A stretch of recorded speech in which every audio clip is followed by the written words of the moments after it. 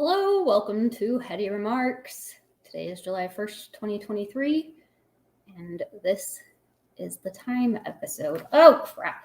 I got an hourglass. It's 23 seconds off. It's not an exact hour. It runs a little long. This is going to be a disaster, chaotic disaster. Long time no stream. I didn't do it for a long time because I wanted to feel like I understood what I was talking about first, but I didn't really accomplish that. And yeah, I don't know. Let's just go. I just wanted to do an episode about time and listen to a few audiobooks, a few of them twice. Fell into a huge rabbit hole of trying to figure out if Einstein is a fraud and he's wrong, and wasn't able to really come to any firm conclusion on that either. But, I don't know. A couple of the ones I listened to weren't like purely scientific. They were just like sort of fun, kind of woo-woo, like talking about time slips and paranormal kind of stuff. The sand is black. That's my comb. Yeah. I don't know where to start. God damn it. The Big Bang. Okay. So a lot of scientists don't agree with each other. They contradict each other.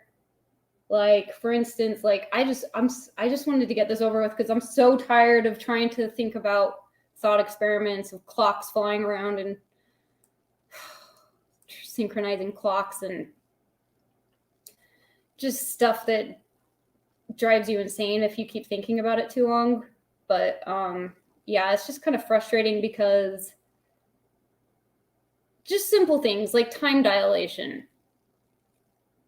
Sabine Hossenfelder, is that her name? She has a YouTube channel. I listened to her book. It's called Existential Physics. But anyway, she said in one of her videos that the only kind of time dilation that exists, you know what? Oh God, I don't know. Maybe I shouldn't talk about that yet. What should I do? Should we start with Newton?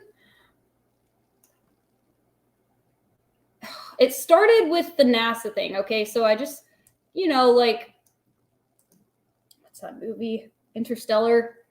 I just really wanted to know, when they say that time moves slower, they say it moves faster on a mountain.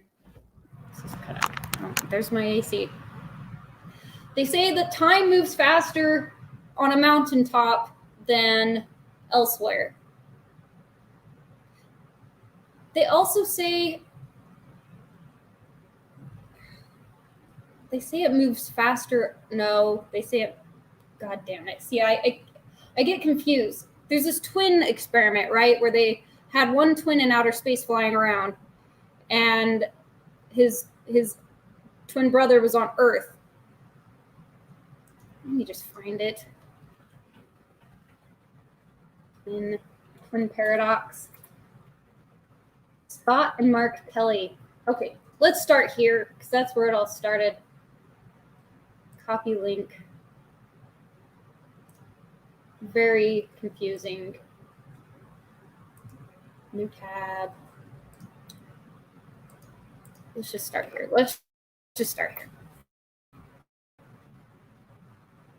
Pulling up a NASA article that confused me very much, and I wanted to get to the bottom of it.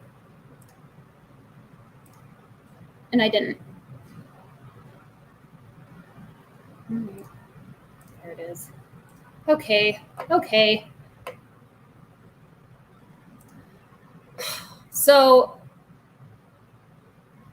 NASA twin study. Should I get rid of this? NASA twin study confirms preliminary findings. This is what they claim. This is from 2018. Doodle Squatch says, so the deeper you tunnel underground, the slower the time. Yeah, that's what they say. They say that it literally runs slower by your feet than by your head. It would be like very minuscule, the difference, but this is what they claim, and I just wanted to know if there was proof of that. But this is the confusing part. They say that speed or velocity also slows time. So, okay, it's like the farther away from Earth you are, the faster. Just recently I was reading something that said that like your sailor friend who's on the ocean for a long time ages slower than you. I don't really understand that. I'm like, why? Because he's not like he's away from the Earth. Because he's on water. That reminds me of that submersible that just imploded. Anyway, happy 4th of July also soon. Okay, I'm just going to read this article. NASA twin study confirms preliminary findings. Editor's note, NASA issued the following statement updating this article on wait, what? What? This is an editor's note. Mark and Scott Kelly are still identical twins. Scott's DNA did not fundamentally change. Yeah, because they said that it changed his DNA being out in space for, I think it was like a year. But now they're saying his DNA did not change. What researchers did observe are changes in gene expression, which is how your body reacts to your environment. This likely is within the range for humans under stress, such as mountain climbing or scuba diving. Okay, the change related to only 7% of the gene expression that changed during spaceflight that had not returned to pre-flight after 6 months on Earth. This change of gene expression is very minimal. We are at the beginning of our understanding of how spaceflight affects the molecular level of the human body. NASA and the other researchers collaborating on these studies expect to announce more comprehensive results on the twin studies. Okay, so anyway, that was the editor's note. The twin study propelled NASA into the genomics era of space travel. So, first of all, so this is the annoying thing, is that even Einstein contradicted himself, like, and other people say one thing and other people say another thing. I'm like, is it the clocks themselves, the mechanics of the clocks that are being affected by these different things like velocity or being up in the space or whatever? Or are you, is the clock running slower or faster or whatever? Or is it time itself that's like, I just had trouble believing, and I still do, but I'm not going to say for sure one way or the other because I'm totally ignorant and clueless. I don't get it. But saying that someone ages slower, it's like a clock is one thing, but to say, or to just say that time passes slower for, like, if I'm in the outer space and just pretend we have a perfect in-sync link somehow on a video and we try to sing a song where we're harmonizing, are we going to be in sync? Does time pass? Does it, maybe it feels normal, but it like passes slower for the actual biological person. It's just really confusing. I'm just going to read this. Sorry. Or is it the clocks? The twin study propelled NASA, groundbreaking study comparing what happened to astronaut Scott Kelly in space. So Scott's in space and Mark is on Earth, to his identical twin brother, Mark, who remained on Earth. The perfect nature versus nurture study was born. The twin study brought 10 research teams from around the country together to accomplish one goal: discover what happens to the human body after spending 1 year in space. NASA has a grasp on what happens to the body after the standard duration 6-month missions aboard the International Space Station, which isn't moving, right? Or is it? I don't know. But Scott Kelly's 1-year mission is a stepping stone to a 3-year mission to Mars. Squatch says, by the time we get to another solar system, we'll be mutated monsters. Yeah. It doesn't want us out there. It's completely unnatural. I don't know. It's like, I don't know if we're supposed to be trying to be out there. And then he also says, I think they just use a clock because it's something everyone is familiar with. They have better ways of measuring time. Well, they have atomic clocks, which are super precise. And they talk about the clocks, being out of sync if one is speeding around the Earth really fast or whatever. But I'm just trying to understand if, like Interstellar, wasn't his daughter like an old woman at one point? Like, because time passed faster for her? Anyway, so Scott Kelly's 1-year mission is a stepping stone to a 3-year mission to Mars. If the results of the twin study are like a play, Act 1 began at NASA's Human Research Program, HRP 2017 Investigators Workshop, where the 10 teams presented their preliminary findings. Reports included data on what happened to Scott Kelly physiologically and psychologically while he was in space, and compared the data to Mark Kelly as a control subject on Earth. The 2018 IWS, God, my AC keeps coming on. The 2018 IWS is Act 2, where findings from 2017 were corroborated with some additions. Researchers also presented what happened to Scott after he returned to Earth, again while making the comparisons to Mark. Act 3 will be debuted later in 2018 when an integrated summary publication is expected to be released. By measuring large numbers of metabolites, cytokines, and proteins, researchers learned that spaceflight is associated with oxygen deprivation stress, increased inflammation, and dramatic nutrient shifts.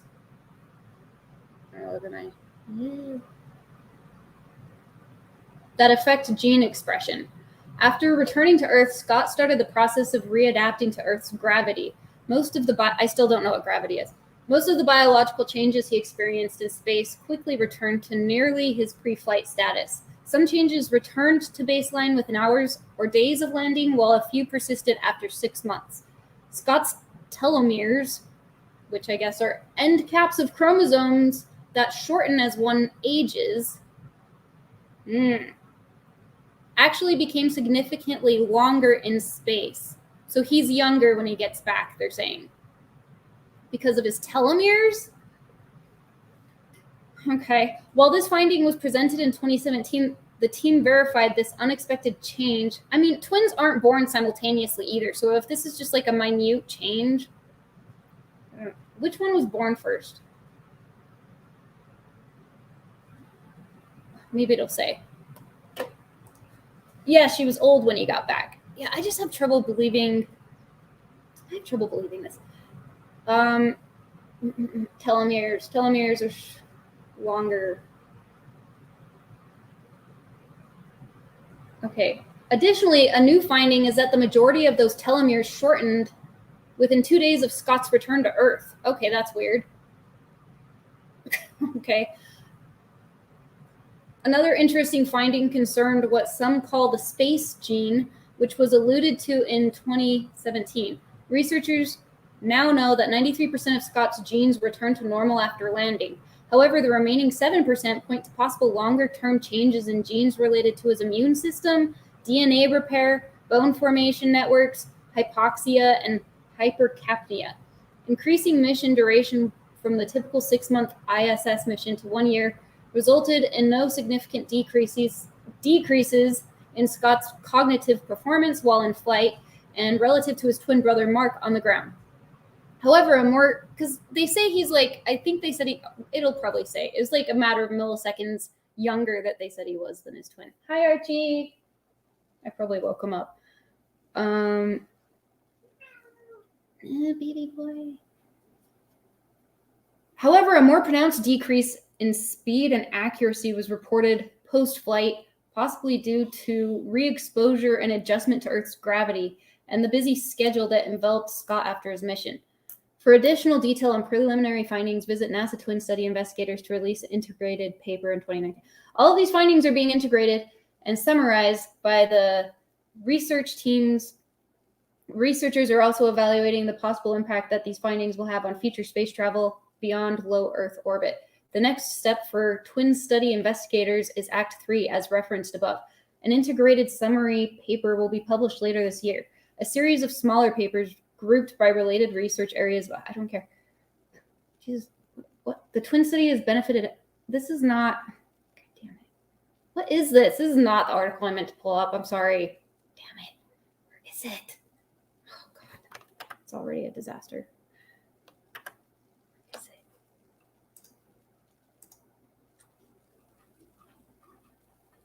Twin Study. Okay, is this it? No, there was another article that, like, this just isn't the one.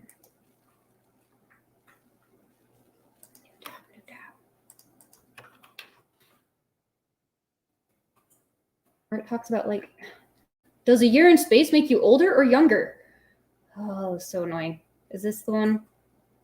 Results from NASA's twin study, which took place from 2015 to 16, were published April 11th, 2019 in the journal Science. NASA said that the paper, encompassing work from 10 research teams, reveals some interesting, surprising, and reassuring data about how one human body adapted to and recovered from the extreme environment of space.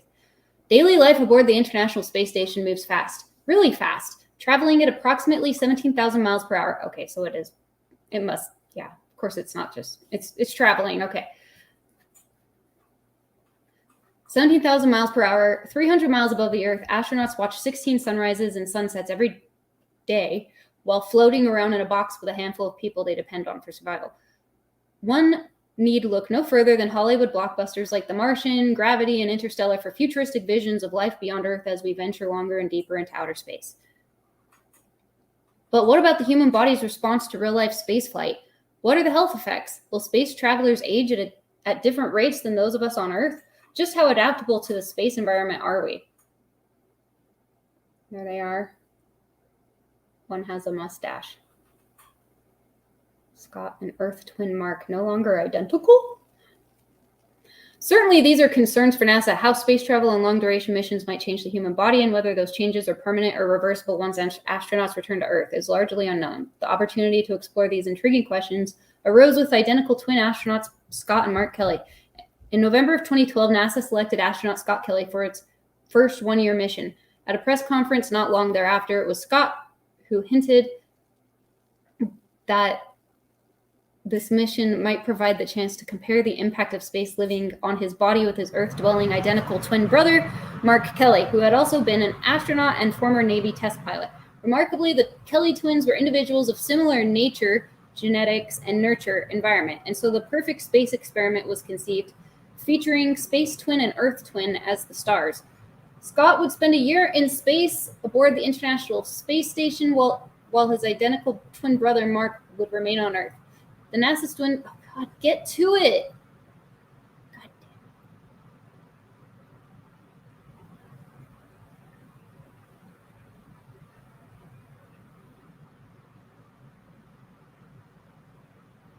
Jesus Christ. Are you going to tell me? Here's talking about telomeres again. Telomeres are the ends of chromosomes that protect them from damage and from fraying, much like the end of a shoestring.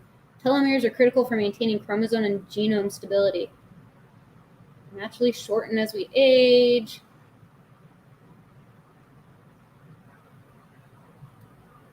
How annoying. Oh God.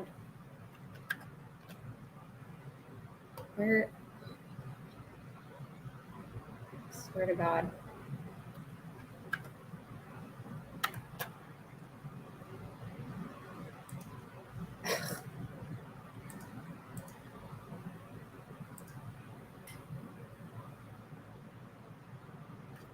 I swear, there was a different article that was talking about how he was supposedly arrived back on Earth younger, and I have no idea where it is.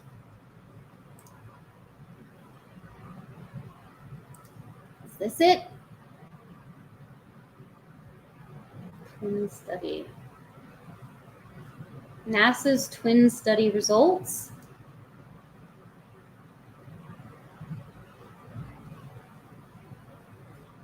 Telomeres, gene expression, cognition, biochemical microbiome.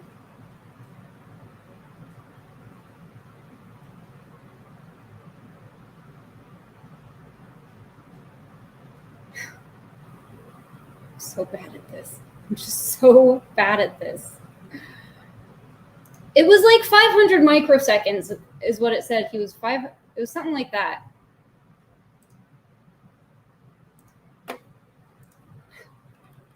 Scott, Kelly, Mark, Kelly.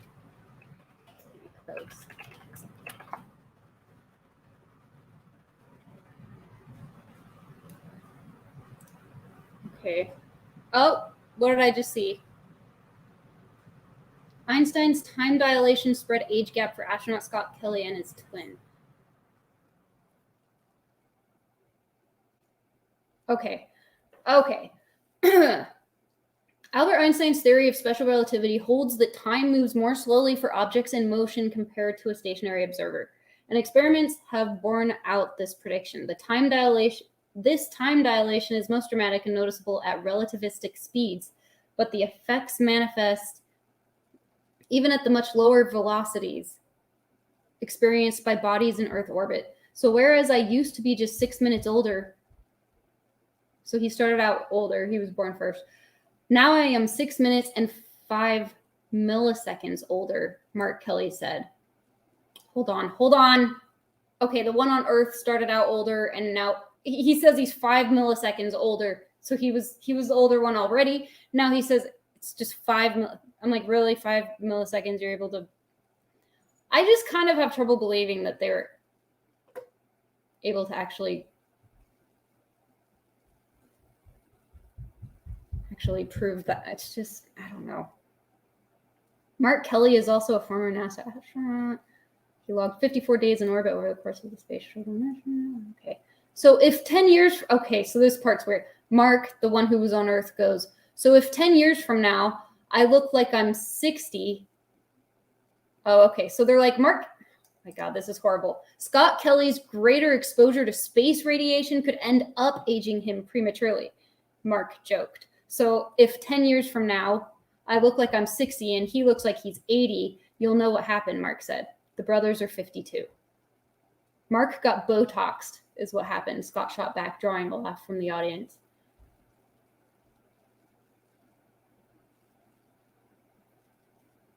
Five milliseconds.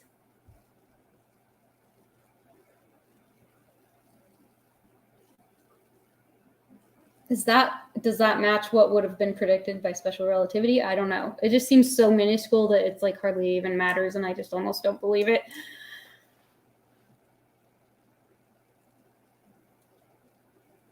Maybe I should move on from this.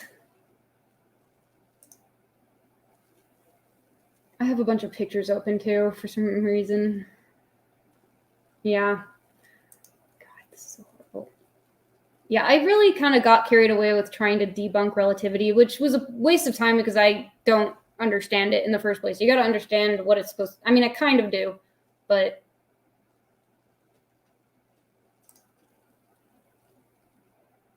where is my damn thing?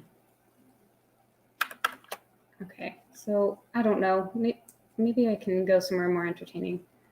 So there's this guy named Theoria Apophasis that I really like. I mean, I don't know if he's full of crap. Sometimes I don't know. I just like, I don't know. I enjoy watching him sometimes.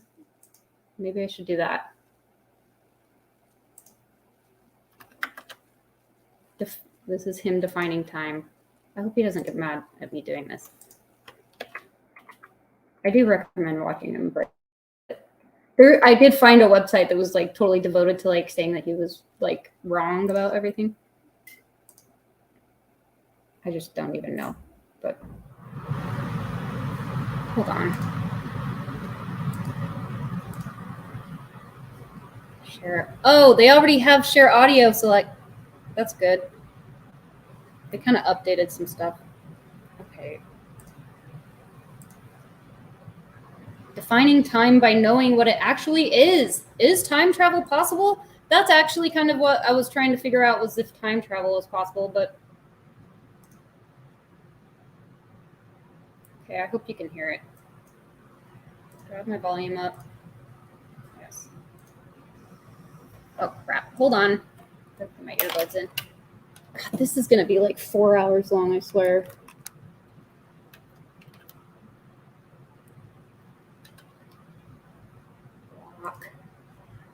Block.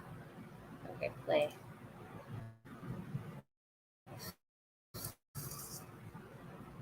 How do I mute myself?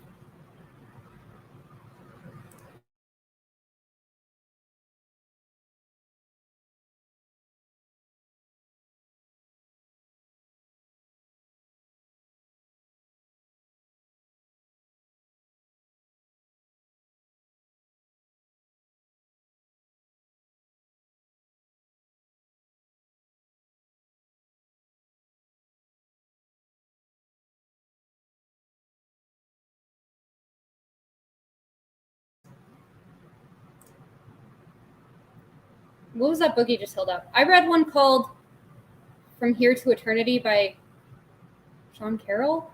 And then I read one called The Order of Time by Carlos something or other. Sorry, go on.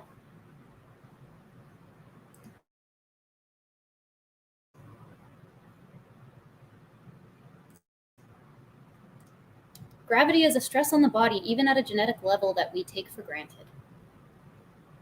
Yeah, they always say it's weak, too. Doesn't seem very weak, but...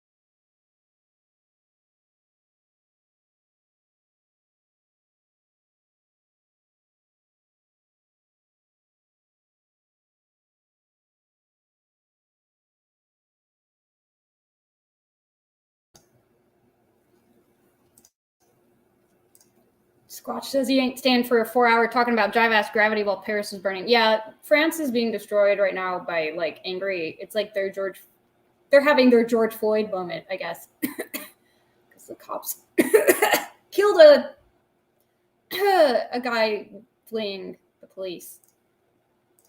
No volume? Ah, are you serious? Okay, hold on. How about now?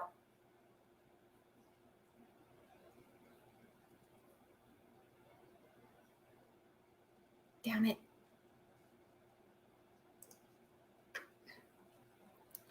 Can you hear it?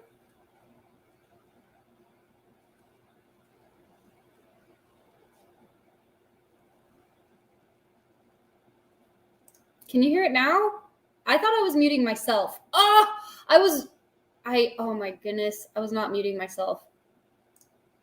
Damn it. So horrible at this.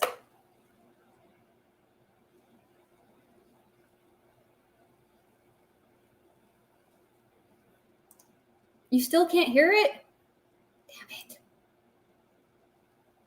Because I hit mute, but I was trying to mute myself.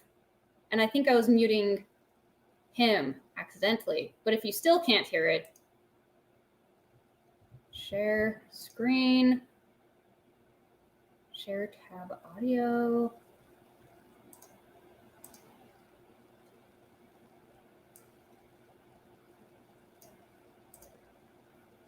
Damn it. How about now?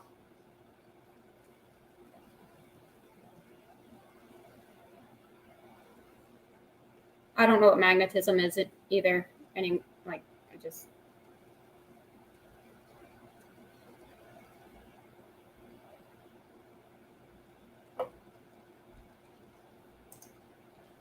Tell me if you were hearing it just now. Because I think no? You still weren't hearing it? Oh, damn. I do.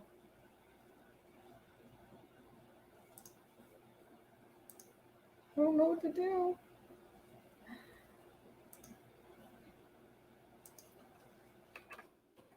I'm just going to look up the definition of magnetism.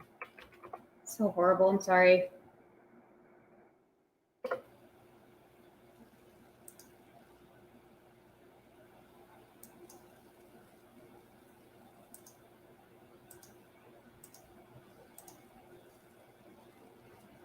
Faraday said magnetism is the dielectric field. What the hell? Present.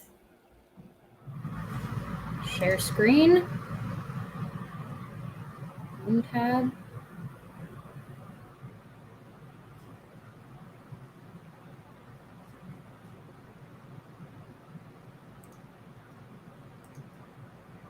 Share system audio. Okay, how about now? Sorry, they made some changes on StreamYard. Of discover little bits Sorry. and pieces of What about magnetism now? here and there. Nobody's actually understood what magnetism is until I wrote the book. I'm on the 4th edition now. The 3rd edition is out. It's a completely free book.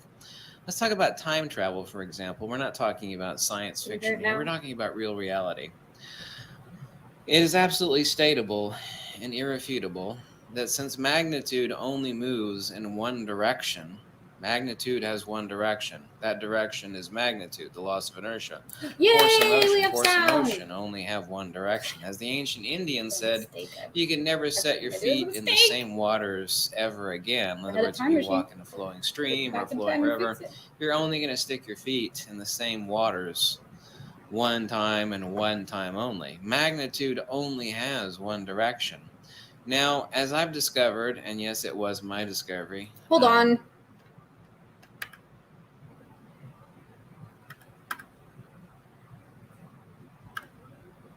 What are you doing, Heidi? Nope. I'm just going to look up the definition of magnitude real quick, because I think I probably already did.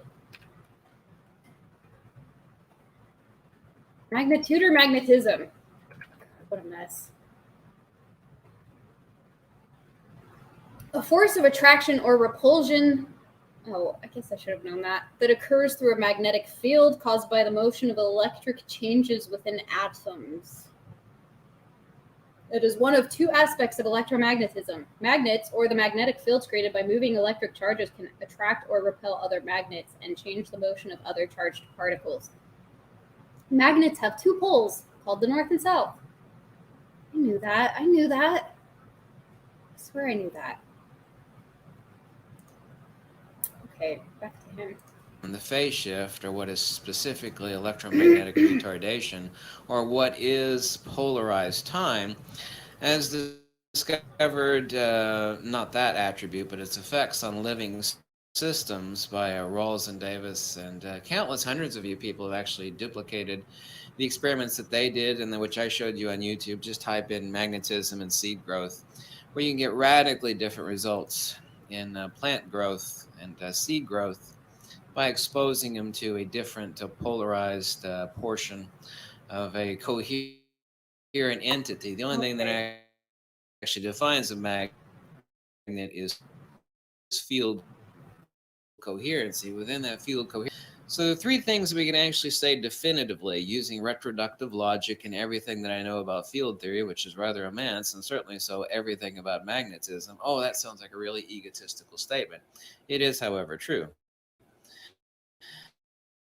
The one thing that we can state, well, three things that we can actually state time, is that you can end it at the plane of inertia where there is no time. We have a non-Cartesian atemporal, I said atemporal. Hold on. Cartesian is like graph time. Trans-Euclidean plane of inertia where time absolutely has no meaning, no existence. The notion of where and when, these are abstractions for phenomenal beings that exist in space and time. So we have one gear drive of time, shall we say, and let's talk about the second gear of time, like an automatic transmission, right? First gear, second gear, and third gear. We have no time. We have inflation. We actually have the progress of time, which we all if you buy an hourglass and you have issues with like the sand sticking to the sides, put it in the sun and that should fix it. Understand, birth, old age, sickness, death, Condensation. The actual motion of time. The third gear of time would be to create a large enough polarized, coherent displacement of time. Time still moves on, okay, but what we're able to do is to retard it. This is just where he goes into like this weird possibility where you could potentially time travel, but it's like only into the future or something, but it's very convoluted and weird. God, where do I even go from here? What else did I save? I have very long notes. God, yeah, so I took notes on that. He says space is a, what is this? The observable universe stretches 40 billion light years around us. Okay, so my notes on his thing is like, space is a posterior attribute, the wake front of the loss of inertia as we denote magnetism. Magnitude leaves in its wake space. Since magnitude only moves in one direction, electromagnetic retardation, polarized time. Magnetism is here. Phase shift 1 to 5, 1 year, inflation, progress of time. Third gear to create a large enough polar. He says definitely can't travel into the past. The idea of atomism. Boscovich, theory on atomism.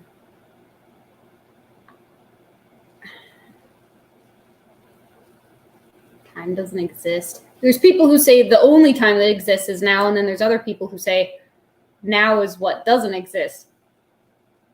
It's never still, it's never now. Only references past and future, which are wholly unreal. The past is memory, exists in our minds. A shadow isn't a thing, it's absence of light. Time, like space, is the attributional byproduct of magnitude, birthed by force, which is magnetism. After effect of a divergent or centrifugal force vector. Okay, so anyway, that was all from him. I also listened to a book called Your Brain is a Time Machine, which was just talking about stuff like the human body. And so like entropy is disorder. Like it only goes in one direction. If you have low entropy, it's farther back in the past. The further you go in the future, the higher the entropy. Oh, here we go. So I'm going to entropy right here. Entropy, the measure of a system's thermal energy per unit temperature that is unavailable for doing useful work. Because work is obtained from ordered molecular motion, the amount of entropy is also a measure of the molecular disorder or randomness of a system. The concept of entropy provides deep insight into the direction of spontaneous change for many everyday phenomena. Its introduction by the German physicist Rudolf Clausius in 1850 is a highlight of 19th century physics. Here's a lecture by Sean Carroll on time. A block universe is interesting. Eternalism. In the philosophy of space and time, eternalism is an approach to the ontological nature of time which takes the view that all existence in time is equally real, as opposed to presentism or the growing block universe theory of time, in which at least the future is not the same as any other time. Some forms of eternalism give time a similar ontology to that of space as a dimension, with different times being as real as different places. Yeah, so they're like, if I can go over there, why can't I go over where? You know, like the way they all say, like, oh, they also love to say this, that, you know, they always use the example of like a teacup falling off a table and shattering. They're like, these mathematical equations are time reversible. So it's like technically not impossible for that teacup to pull itself back together and go back up onto the table in one piece. Technically possible, very unlikely. That's what they all say. I'm like, okay, seems like it's completely impossible, but whatever you say. So the block universe is sort of like this, I believe it's supposed to be like this thing where it's like everything exists already. It just takes something with consciousness to experience it in an order, in a linear order, because that's just how our brains work. So it's like kind of makes you feel like choices don't matter and there's no free will. It's crazy, like just trying to understand what time is. You basically have to understand everything about the entire universe. So it was just a lot. What actually are space and time? What's this going to be? Something stupid, probably. Open link.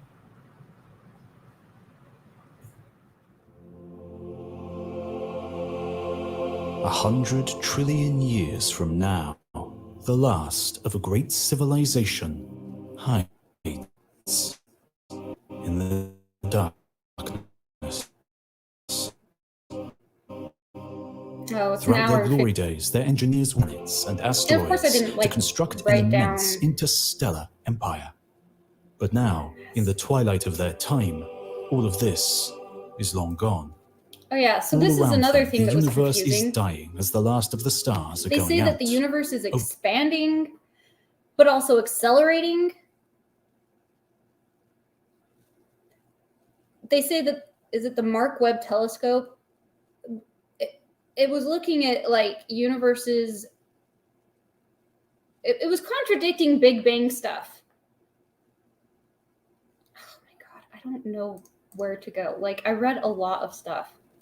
I'm running out of time. Time. Damn it. I didn't even talk about Newton's bucket, the freaking bucket experiment. Oh my God. Fat now? What? What are you talking about? There's some old dudes talking about time. I don't know where to go. Galileo was on a boat, okay? He's on a boat. He's like, this is where relativity actually began. There's also a story about him being in church looking at a chandelier, and he was like counting the swings, and what was it? He noticed that it swung back and forth. Damn it, I don't even know. I can't remember. It's been so long since I started like looking into this, I can't even remember anymore. Galileo had run-ins with the Roman Inquisition, the boat thing, the first theory of relativity. Galileo and his boat. Where's that? Time capsules. Apparently I had some articles about time capsules. Here's some time travel articles. Let's just open some more random shit. Why don't we?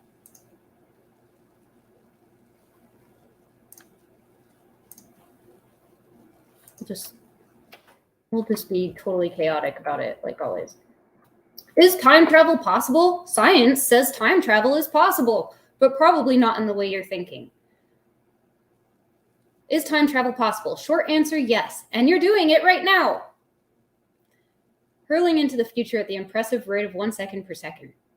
You're pretty much always moving through time at the same speed, whether you're watching paint dry or wishing you had more hours to visit with a friend from out of town. But this isn't the kind of time travel that's captivated countless science fiction writers or spurred a genre so extensive that Wikipedia lists over 400 titles in the category movies about time travel and franchises like Doctor Who, Star Trek, and Back to the Future. Characters climb into some wild vehicle to blast into the past or spin into the future. Once the characters have traveled through time, they grapple with what happens if you change the past or present based on information from the future, which is where time travel stories intersect with the idea of parallel universes or alternate timelines. Yeah, at one point I really became quite convinced that all of quantum mechanics was like kind of a circle jerk.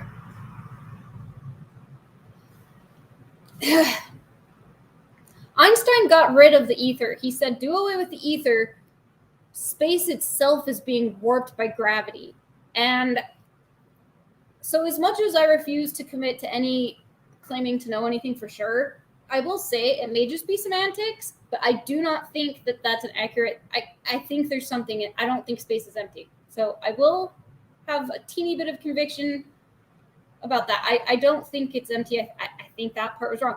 And he, later in a speech, I've got an article somewhere about it, he went back on that. He started acknowledging that there might be ether again, like when he gave a speech to a university at a college university.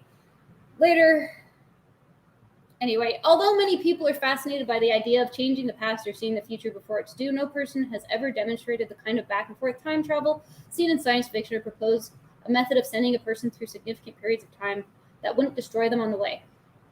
And as physicist Stephen Hawking pointed out in his book, Black Holes and Baby Universes, the best evidence we have that time travel is not possible and never will be is that we have not been invaded by hordes of tourists from the future. Yeah, there's all these paradoxes. There's the grandfather paradox. There's, a lot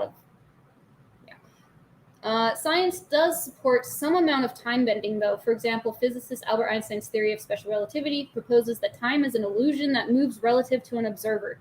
An observer traveling he abolished absolute time, and I don't really like that. I get it. I get that it's relative. I get that idea, but I still think there's an objective, the relative simultaneity thing. Really, I don't like that. An observer traveling near the speed of light will experience time with all its after effects, boredom, aging, etc., much more slowly than an observer at rest. So there's that thing again where they say velocity slows down time, moving fast. That's why astronaut Scott Kelly aged ever so slightly less over the course of a year in orbit than his twin brother who stayed here on Earth. There are other scientific theories about time travel, including some weird physics that arise around wormholes, black holes, and string theory. Wormholes and black holes, those terms were coined by, what's his name? Damn it. Wheeler. John Wheeler. J.A. Wheeler. He's a likable old man, and he worked on the Manhattan Project with Richard Feynman, and someone stole shit from him while he was doing that. So that's interesting. Maybe it was that Klaus Fuchs character. He had some stuff in it, and it disappeared. And then he was reprimanded by Eisenhower for it, but he didn't really, I don't know, nothing really came of it. He still had a career that was okay. Oh, string theory, good old string theory. For the most part, though, time travel remains the domain of an ever-growing array of science fiction books, movies, television shows, comics, video games, and more.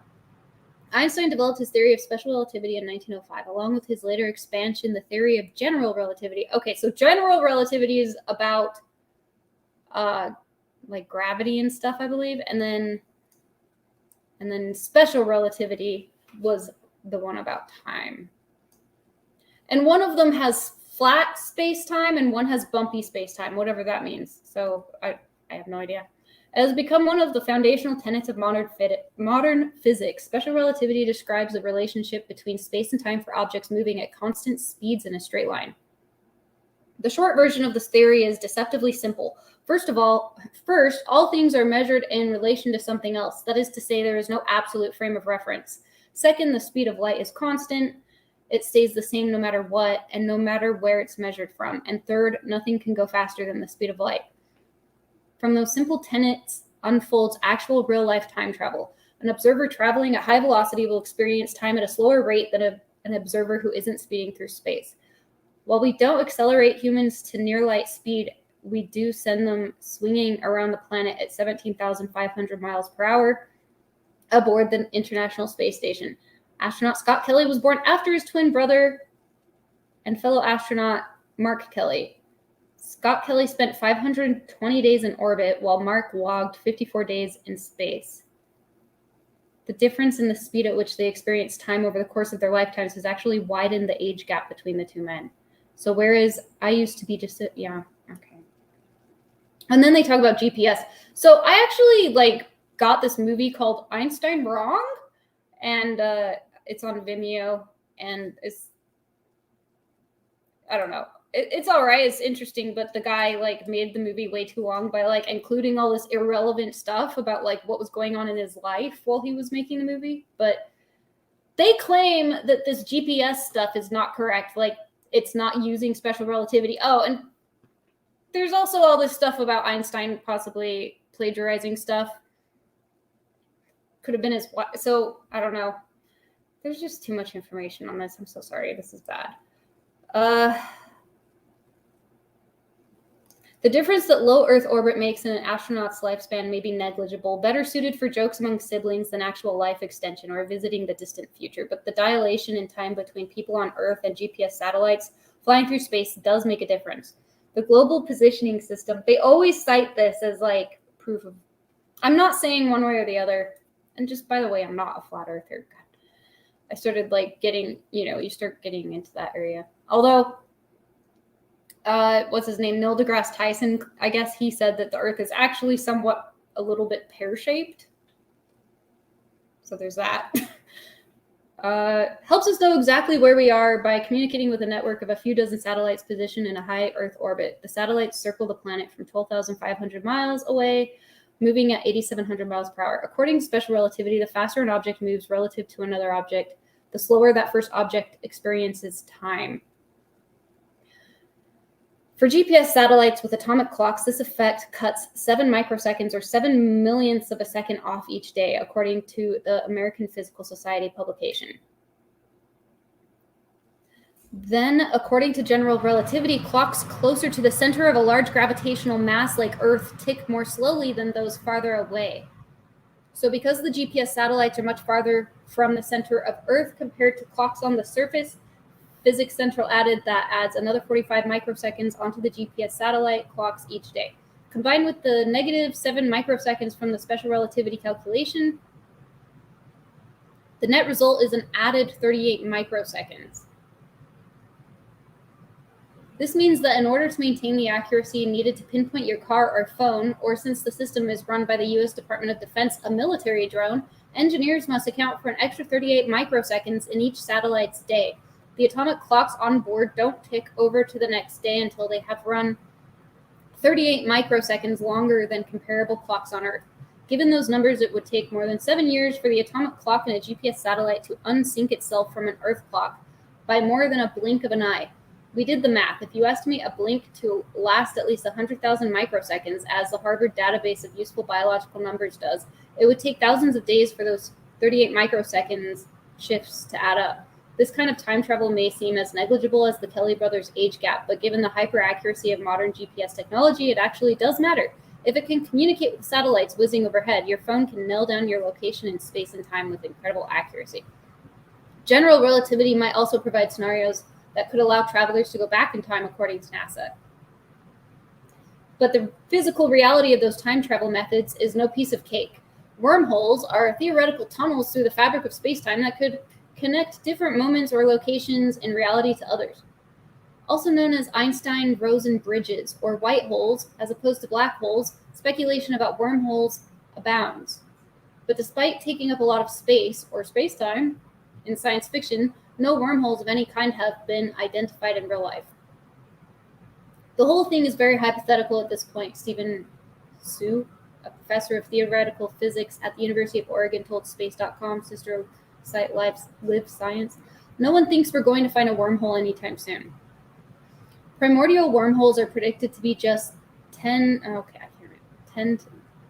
don't know how to read that, centimeters at the tunnel's mouth. Previously, they were expected to be too unstable for anything to be able to travel through them. However, a study claims that this is not the case. The theory, which suggests that wormholes could work as viable space-time shortcuts, was described by physicist Pascal Coron. As part of the study, Coron used the Eddington-Finkelstein metric as opposed to the Schwarzschild metric, which has been used in the majority of previous analyses. In the past, the path of a particle could not be traced through a hypothetical wormhole. However, using the Eddington-Finkelstein metric, the physicist was able to achieve just that. Coron's paper was described in October 2021 in the preprint. Oh God. Infinite cylinder theory, time donuts. I can't do this.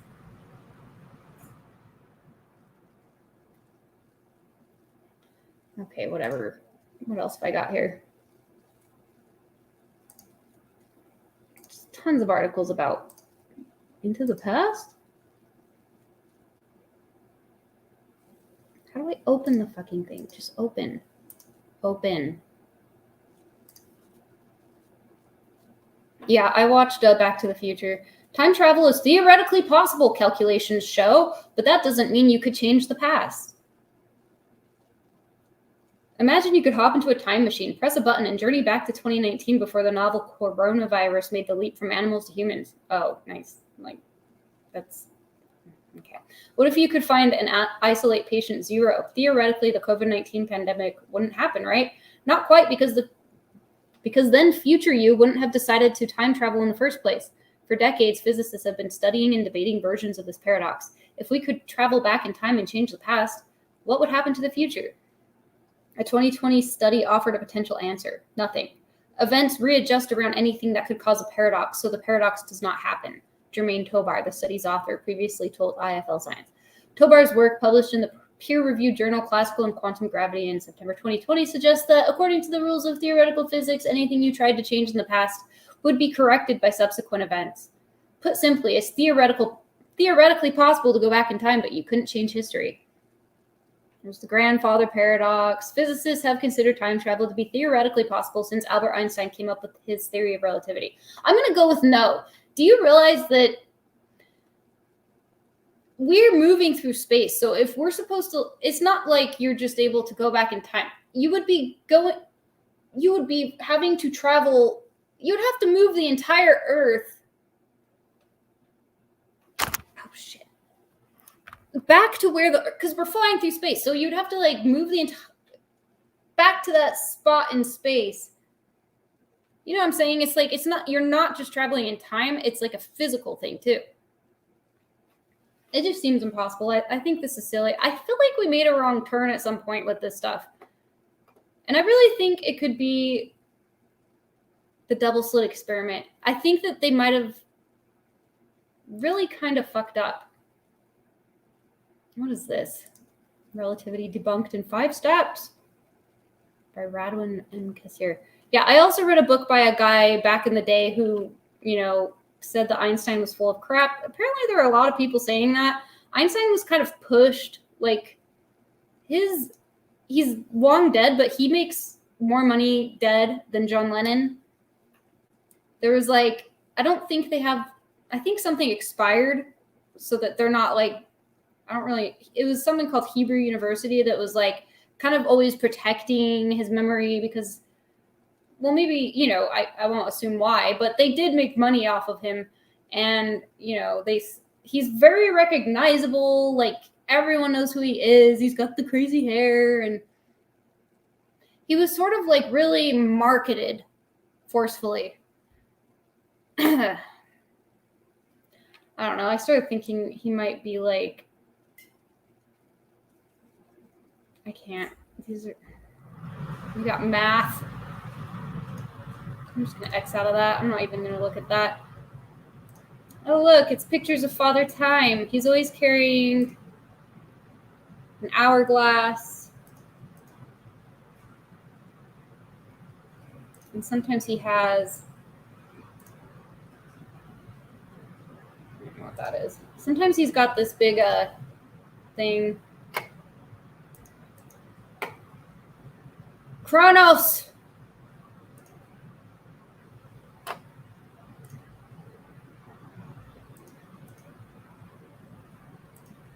I don't know. I saved a bunch of these pictures.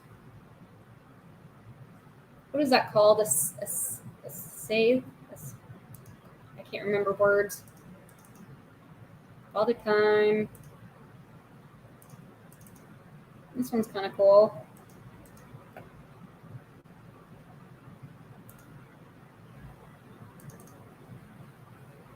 Actually, I like this one. Oh, God. I wanted to be a little bit more majestic and not quite, I don't know.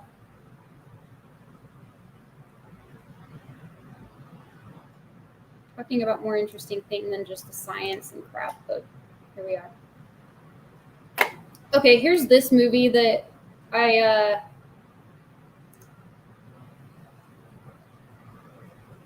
having the ultimate power. There's just one problem. Who's checking the theoreticians? Are we throwing away our money? Is it ethical to continue to pour money into experiments that have not produced anything? Are we addicted to power instead of truth? I get to it. Give something physics related or gravity related to NASA. And it seems that most of these organizations are dominated by people who insist that Einstein is right and will only believe that. So it would end up getting quenched.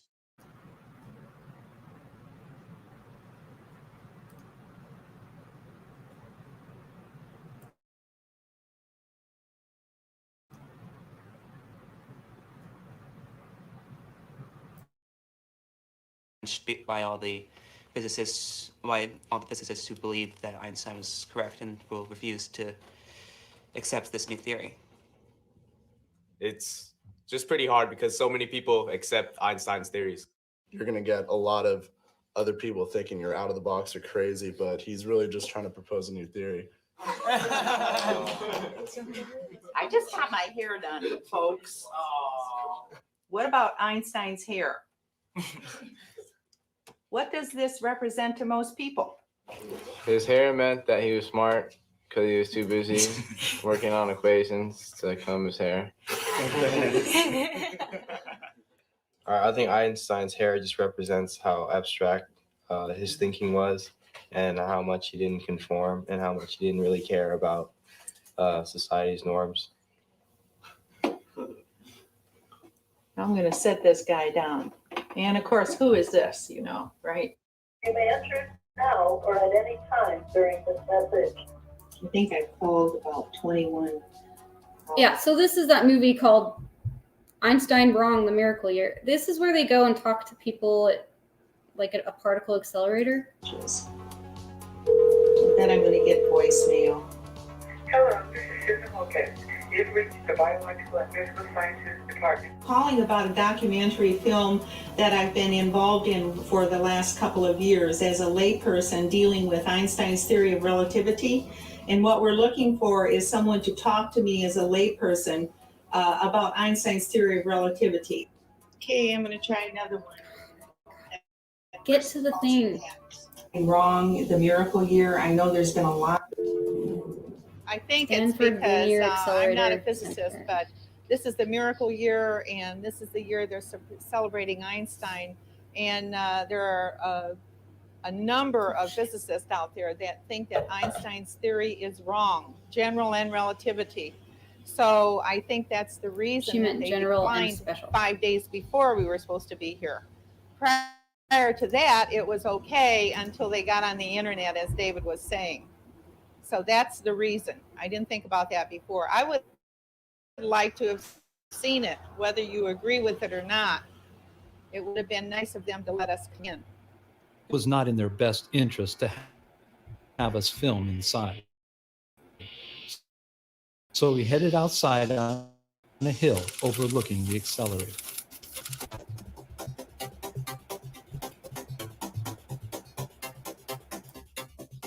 What is the accelerator used for? Or Well- what will it be used for? Okay, so it was built in the early 60s, and what it was used for at the time was to shoot beams of high energy electrons at atoms to understand what's not so much what's inside the atom, but what's inside the nucleus of the atom, and what, if anything, might be inside individual protons and neutrons inside the nucleus.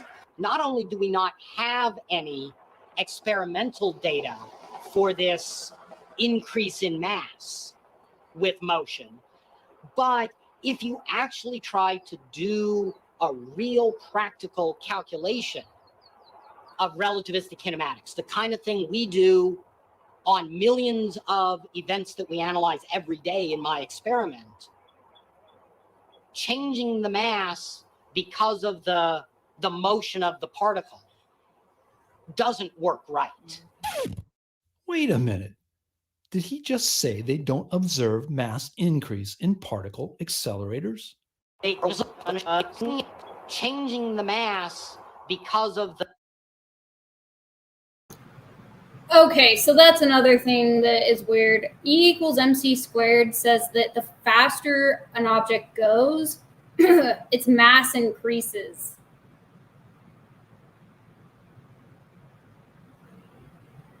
Maybe that's true, but it just seems weird to me. That's all. Moving on. the motion of the particle doesn't work right. There are three things that often get described in high school and college level relativity. There's the Lorentz contraction, there is relativistic time dilation, and The Lorentz transformation is something you hear about a lot when you start trying to learn about special relativity. I think it's a special relativity. Just okay. and there is this idea that the mass of an object increases with if it's moving compared to when it's at rest. We do not have any experimental data for actually observing length contraction in the laboratory. One of the things that all of us have to try to unteach graduate students is Length contraction is basically another way of saying time dilation.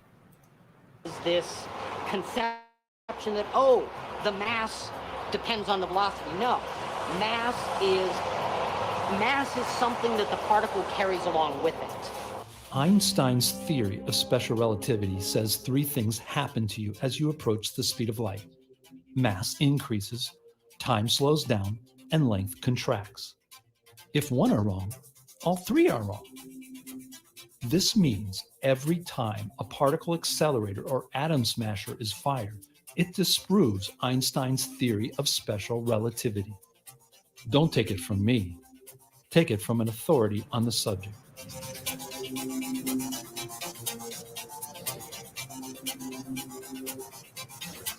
So it's an Einstein quote where he says, "No amount of experimentation can ever prove me right. A single experiment can prove me wrong." Let's see where this other thing is. Crap, I didn't mean to do that.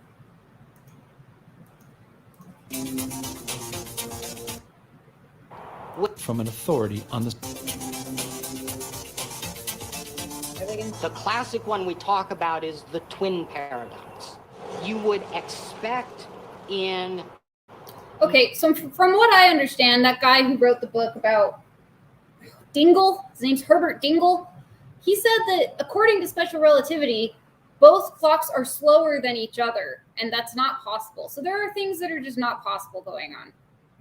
Newtonian, Galilean, classical mechanics. So I was like hardcore questioning special relativity and became pretty convinced it was completely wrong and that it just got like pushed on people and like sort of peer pressured into having to say that they believed it. Then I had like total like lack of conviction and started thinking like, I'm an idiot. Who am I to question, you know, like the appeal to authority sort of thing. Like I was like, I don't know. That two objects would have clocks that were synchronized at the beginning of an experiment. They would still be synchronized at the end. In relativity, you will end up in a situation where one of the clocks is no longer synchronized with the other, where the two clocks end up out of sync. If you try to analyze a situation only in special relativity, then it seems as though you could conclude, well, this clock should be out of sync, but wait, it's the other clock that should be out of sync. So which one is right? And that seems like a paradox. You have to have one of the objects turn around and come back. Special People are very relativity defensive only deals with Einstein. constant uniform motion. They're going in a straight line at the same speed. They can never turn around and come back together. And so in special relativity, the analysis itself is impossible. And so the paradox arises because you're trying to do something you're not allowed to do. Both the electric power plus the labor costs, you know, having operators and engineers and physicists, it costs approximately $20,000 an hour to run the accelerator. The big Hollywood director, Gary Johnstone, a close friend of James Cameron, was allowed to film at the Stanford Linear Accelerator a few months before our interview with Dr. Kessler. It was a big Hollywood production focusing on Einstein's life and much less on Einstein's theory. In this PBS special on Einstein, Dr. Kessler climbed up a ladder 17 times but never spoke. There was also a guy. We thank Dr. Kessler for speaking to us. Who really challenged Einstein. I don't think Einstein ever debated him. He like weaseled out of it by accusing him of being anti-Semitic. And anything you try to find about it is like he became a Nazi years later. So that's like what it's all about. It's like evil Nazi as opposed to like what were his arguments against Einstein's theory. So it's kind of hard to like get an objective like idea of what his objections were to Einstein, because Einstein like refused. He like snuck out of the building at one point, I believe. He was supposed to do it and he like left. Part in our modest documentary. My wife Doris has myasthenia gravis, Oh God! So this is what I'm talking. This movie like starts going into his personal life for some reason. I don't know why it does that. Okay, this guy's interesting. Understanding the premise, so you Yeah. know that the Next, we wanted to talk with an expert in general relativity and find out if there were any problems there. Class in session. Yeah, this. So we talked with this Dr. stuff is so Edward Dowdy frustrating. of I got NASA. really sick of. Einstein's about it. prediction came about by saying that gravity bends light. How do you feel about that? Yes, in the past 100 years, nearly now, we have been observing what takes place at the surface of the sun. Light rays coming directly from these stars seem to bend around the solar surface, and you will actually see the starlight when the star is actually behind the sun. So there's some bending taking place there. But what's actually taking place is that the plasma rim itself acts on the electromagnetic propagation and the solar rays and so forth. And going a little bit above that into vacuum space, there is no lensing whatsoever. That is total counter to even the theory itself. And it actually is counter to the fundamental understandings of gravitational lensing as we understand. So you're saying that actually gravity does not bend light. I'm saying that there's no direct interaction between gravity and light. There's an indirect interaction because you have that medium, which is known as a plasma, that's interacting with the gravitational electromagnetic radiation itself, but not a direct interaction. Very good, thank you. Einstein became a superstar in 1919 by predicting that gravity would bend starlight around the sun during an eclipse. Dr. Dowdy agrees with the result, but not the cause. Einstein says it's the warping of space-time that bends light. Dr. Dowdy says it's the corona. So space is supposed to be the absence of anything. So Nikola Tesla said space has no properties. Like, he was alive when Einstein started becoming a thing, and he wrote a poem about how he was like a beggar dressed in emperor's clothes or something like that, that everyone, he basically like talked shit. Around the sun that bends light, and once away from that corona, there is no bending. What are Einstein rings? You're late. Detention. If there is a supermassive object out there somewhere, and relativity was exactly the law, then what you should see, if that lensing object or gravitational mass lies on a line between the observer and the light source, and is halfway between the light source, that ring should be surrounding the actual light source. And instead of seeing a point source, we should see a ring of light. Because what happens is that the light rays will have to curve around that object coming towards the telescope. And since this is a three-dimensional problem, that curved envelope will wrap around that ring, and that wrapping around at the axis of symmetry causes the Einstein ring to be observed. If general relativity were correct, the night sky should be full of Einstein rings. Einstein rings, and it isn't. And it is. All right. Okay, thank you. First time I heard about the Einstein ring, so I learned something else. So he's saying That's that great. that should be going around the entire what we thing, seem to see at the in the galaxy, it doesn't seem to support relativity. Is that true? Right. Actually, what's taking place at the center of our galaxy seems to be defying all the principles that those who are supporting general relativity are trying to drive out. If that's the case, then there's something wrong with general relativity. Okay. And therefore, they need to go back to the drawing board and come up with a revised theory. A different idea, right? Exactly. All right. Oh God, back to his personal life. Is that all? That might be all. So that was interesting. Now what? Oh my God, so many links. I was obsessed with the time travel thing, and then especially backwards time travel, because that's how you could go back and fix your life mistakes, you know? That's how this started. Everywhere and Everyone by Nick Huggett.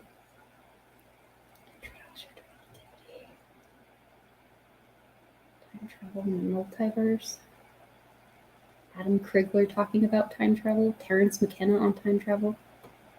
The reason we don't see time machines coming and going is because we live in an era before time machines, and no time machines can go back in time earlier than the moment of the invention of the first time machine. Why? Why would that be? Transdimensional vehicle. Okay, so yeah, here's where I started getting really obsessed with trying to figure out if Einstein was wrong or not. Elon, Tesla, Philadelphia experiment, Montauk, Mandela effect, time travel nexus, time machine, hydrogen, quantum theory, quantum mechanics. I don't even know where to go. Collapse of the wave function. Okay, this one wasn't really long. Let's open this one. This is Jordan Peterson and Roger Penrose, who was he worked with Stephen Hawking a lot. Okay. It's only 6 minutes. Something else which outside the laws of known physics. This is not something that people normally even recognize as a problem. I mean, they do, but they shove it under the carpet, which is what's known as the collapse of the wave function. Now, you see, current quantum mechanics, strictly speaking, is an inconsistent theory. That's rather a brutal way of saying what Einstein and Schrödinger and even Dirac said. Right, the collapse of the wave function. So the double slit experiment, right? They say that it behaves like both a particle and a wave. I'm like, it kind of behaves like water, actually, but due to the fact that they decided that they didn't believe in there being a medium, they came to what I found to be the least likely explanation, kind of ridiculous, which is why we don't have to call it ether, okay? Like, if people just hate that word, there's got to be, because all the experiments, they suck everything out of a tube, right? And they put a clock in there, and they're like, the clock is ringing and they can't hear it. And they're like, yeah, but we can see it. So the fact that we can see it means that is not empty. There's still something in there. And Michelson-Morley supposedly disproved the ether. I just don't think they actually disproved it. So I will try to be have a little conviction about that, even though I'm a wish-washy person who won't commit to anything, and I doubt myself every other minute. I really don't think that space is empty. I think, and they even say that. They call it quantum foam. They call it other stuff. They zoom in really close on the empty spaces in an atom, and they say there's virtual particles popping into existence and disappearing and stuff. And I think that they just don't want to admit that they might have been wrong about something, so they just sort of sidestep it and call it other things. Okay, let's just continue. Quantum mechanics is incomplete. And the way to explain this is, okay, there's a wonderful equation which tells you how a state evolves in quantum mechanics called the Schrödinger equation. Now, the Schrödinger equation tells you, if you know what the state of a system is now, the Schrödinger equation tells you what it will be tomorrow, if you like. The evolution of that state is governed by this wonderful equation due to Erwin Schrödinger. The trouble is that it doesn't. That's to say, the way physicists usually use the Schrödinger equation is to work out certain probabilities of what an observation on the system would tell you. So what you have to do is you wheel out of the cupboard a measuring device. In this measuring device, you set it on the system, which is evolving according to the Schrödinger equation, and it measures it. And the process of measurement does not follow the Schrödinger equation. Right. It gives you a probabilistic answer, this or this or this. So that's another outside the system problem. Well, it's certainly outside the Schrödinger equation. Right. Did you know that Schrödinger was a child molester? Just a side note. He got an underage girl pregnant and made her get an abortion. I saved that article in my notes somewhere as well. But aside from that, he basically was not expecting quantum physicists or quantum mechanic people to take his cat thing. He was trying to use that to say how ridiculous where science was headed. He didn't expect them to take that Schrödinger equation thing and like run with it. That was not his intention with that. Sorry. Right. And Schrodinger was terribly worried about this. I mean, he produced his cat in a box and all sorts of things. You see, he clearly realized there was a problem, as did Einstein. There's no question about that.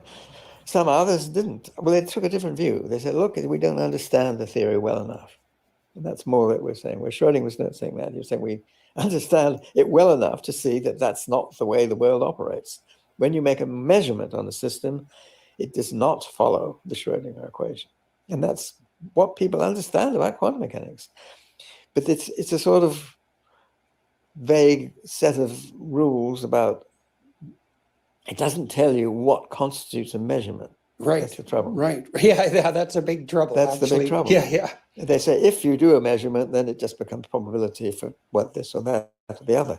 But it doesn't say what kind of a device makes a measurement. Now, there's one school of thought, which has been going on from way back to the early days of quantum mechanics. Wigner, in particular, promoted this point of view. Observing the system, and that makes That's what Wheeler believed, I believe. Wheeler might have believed. Quite a lot of people believe that. I think von Neumann had a similar sort of view. I'm not quite so sure about his view, but certainly Wigner. And I talked to Wigner about this. Yeah. I got the feeling from Wigner he wasn't quite as dogmatic. He was made out to be on this issue. He just thought this was a possibility, I think. But anyway, that's people often refer to it as the Wigner view, that it's a conscious being who makes the measurement. That's not my view.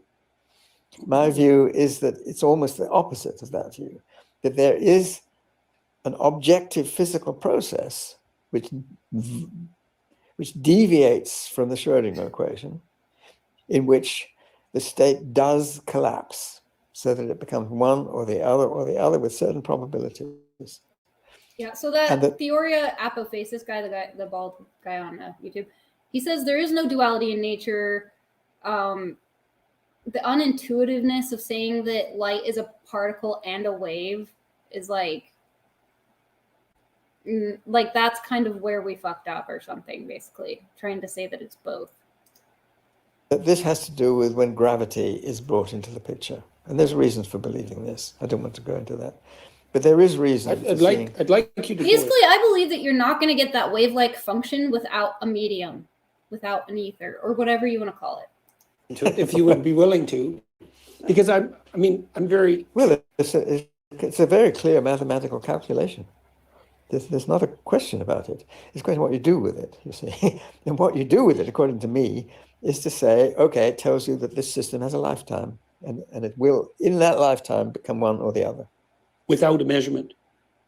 It's sort of that's right. Yes, without a. Well, it's so interesting to me that that you're interested in consciousness and you see the consciousness in this Gödel theorem sort of manner. And I would think the most predictable thing for you to believe as a consequence of that would be that it is conscious measurement that collapses the quantum indeterminacy, the waveform. And yet you don't. You think that that statistical vagueness will collapse into something that's essentially, is it either or? Is it binary?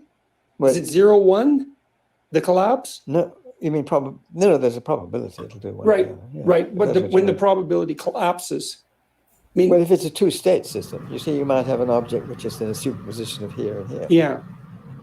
That was Dirac's first lecture. I remember hearing that, and he took out his piece of chalk and said, well, and he was talking about atoms, you see. According to quantum mechanics, or particles, a quantum particle can be here, or it can be here, or it can be in a state which is partly here and partly here. Yeah, so that guy, he says that light is a perturbation of the ether. At the same time. Right. And then he took out a piece of chalk. Just like you drop a pebble in a pond, and the waves are a perturbation of the water. You know, nothing's like, it's the medium that creates that wave effect. People tell me he used to break it in two. I can't quite remember because my mind was drifting away from what he was saying, and I was looking out of the window thinking about something completely different. And unfortunately, it only came back after he'd gone on to the next topic. So I missed the explanation, which was probably a good thing, as I think back on it, because probably the explanation was something sort of to calm you down and stop worrying about the problem.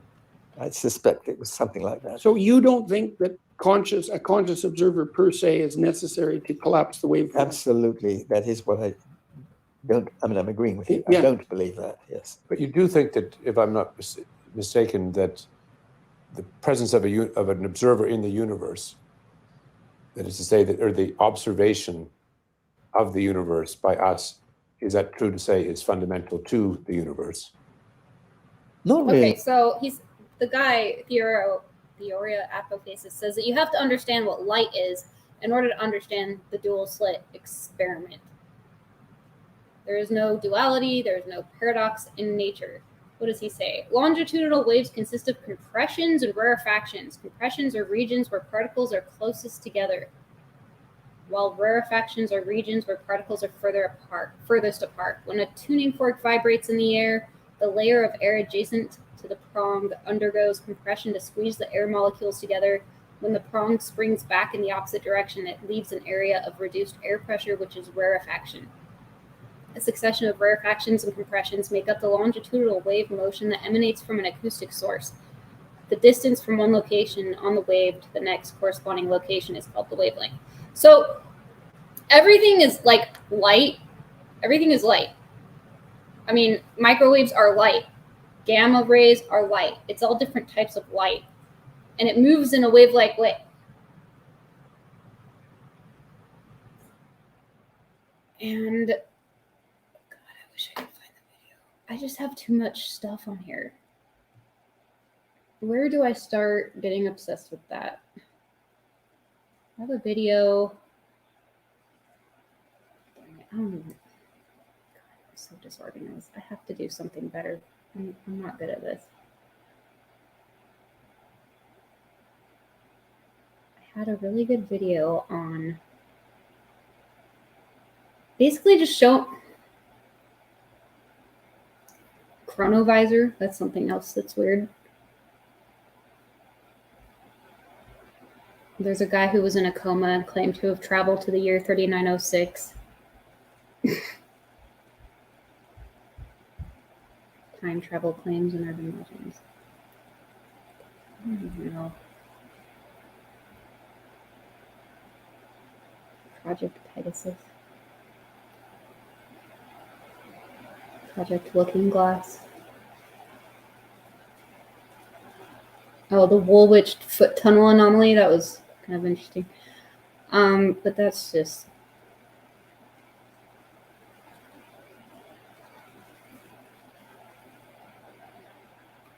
causality. Two-Wheeler equation, loop theory, velocity, and time dilation. Time slows when moving. The faster you move through space, the slower you move through time. Oh, Jules Henry Poincaré is the guy that Einstein is supposed to have plagiarized. Let's see what that is.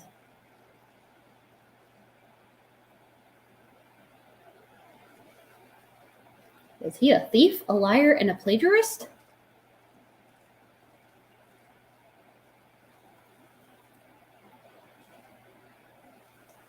Proponents of Einstein have acted in a way that appears to corrupt the historical record. Albert Einstein, Time Magazine's Person of the Century, wrote a long treatise on special relativity theory. It was actually called On the Electrodynamics of Moving Bodies. Oh yeah, and he used 0 citations, which was not normal in his paper, without listing any references. I always do that. I say it like right before it's in the thing. Many of the key ideas it presented were known to Lorentz, for example, the Lorentz transformation, and Poincaré before Einstein wrote the famous 1905 paper. As was typical of Einstein, he did not discover theories, he merely commandeered them.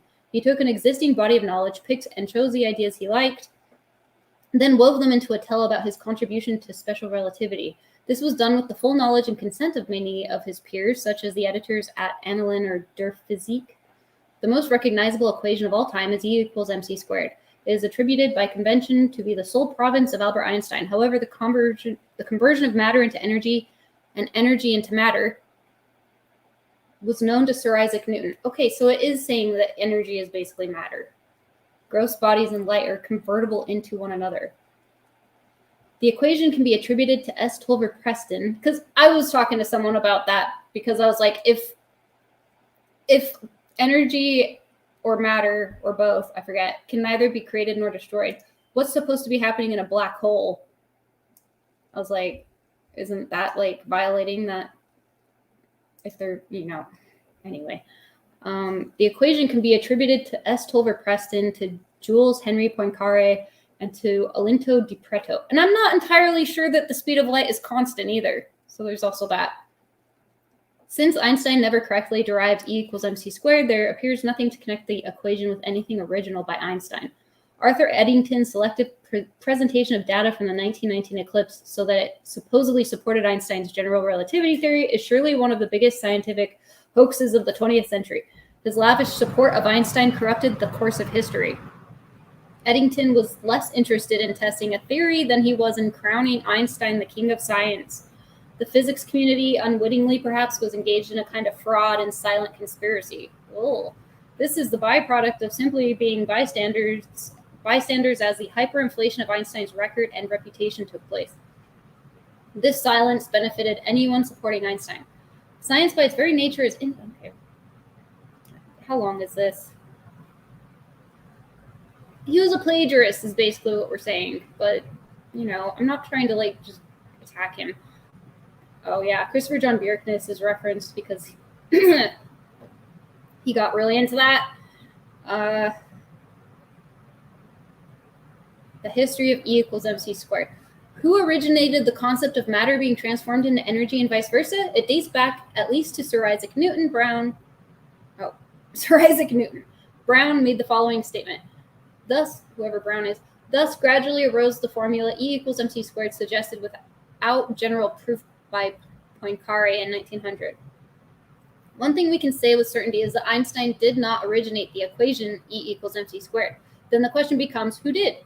Bjerknes suggested as a possible candidate S. Tolver Preston, who formulated atomic energy, the atom bomb, and superconductivity back in the 1870s based on the formula E equals mc squared. In addition to Preston, a major player in the history of E equals mc squared, who deserves much credit, is Olinto di Pretto, who makes this timing so suspicious that Einstein was fluent in Italian. He was reviewing papers written by Italian physicists, and his best friend was Michel Besso, a Swiss Italian. Clearly, Einstein would have had access to the literature and the competence to read it. In Einstein's E equals mc squared was Italian's idea. We see clear evidence that di Pretto was ahead of Einstein in terms of the formula E equals mc squared. In terms of his understanding the vast amount of energy that could be released with a small amount of mass, Preston can be credited with knowing this before Einstein was born. Clearly, Preston was using okay, so you get the idea, whatever. That's not really what this is about. I just wanted to know if he was correct, not if he stole his ideas.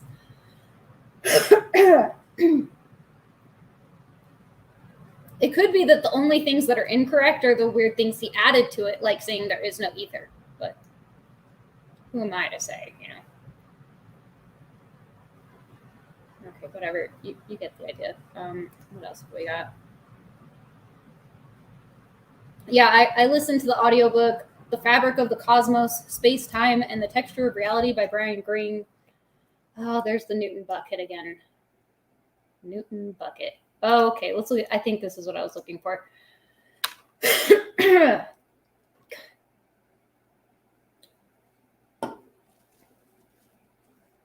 Tesla versus Einstein, the ether and the birth of the new physics.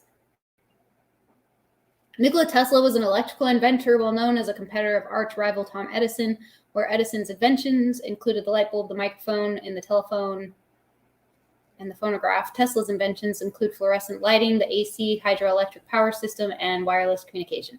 Tesla is therefore mostly billed as an inventor. The fact is, Tesla was also a physicist who studied in college such courses as analytic geometry, experimental physics, and higher mathematics. In his early 1890s lectures at Columbia University, the Chicago World's Fair, and at Royal Societies in Paris and London, building on the ideas of Isaac Newton and Lord Kelvin, Tesla demonstrated and discussed the structure of atoms as being similar to solar systems and wave-like and particle-like aspects to what later became known as the photon. Colleagues he lectured before and corresponded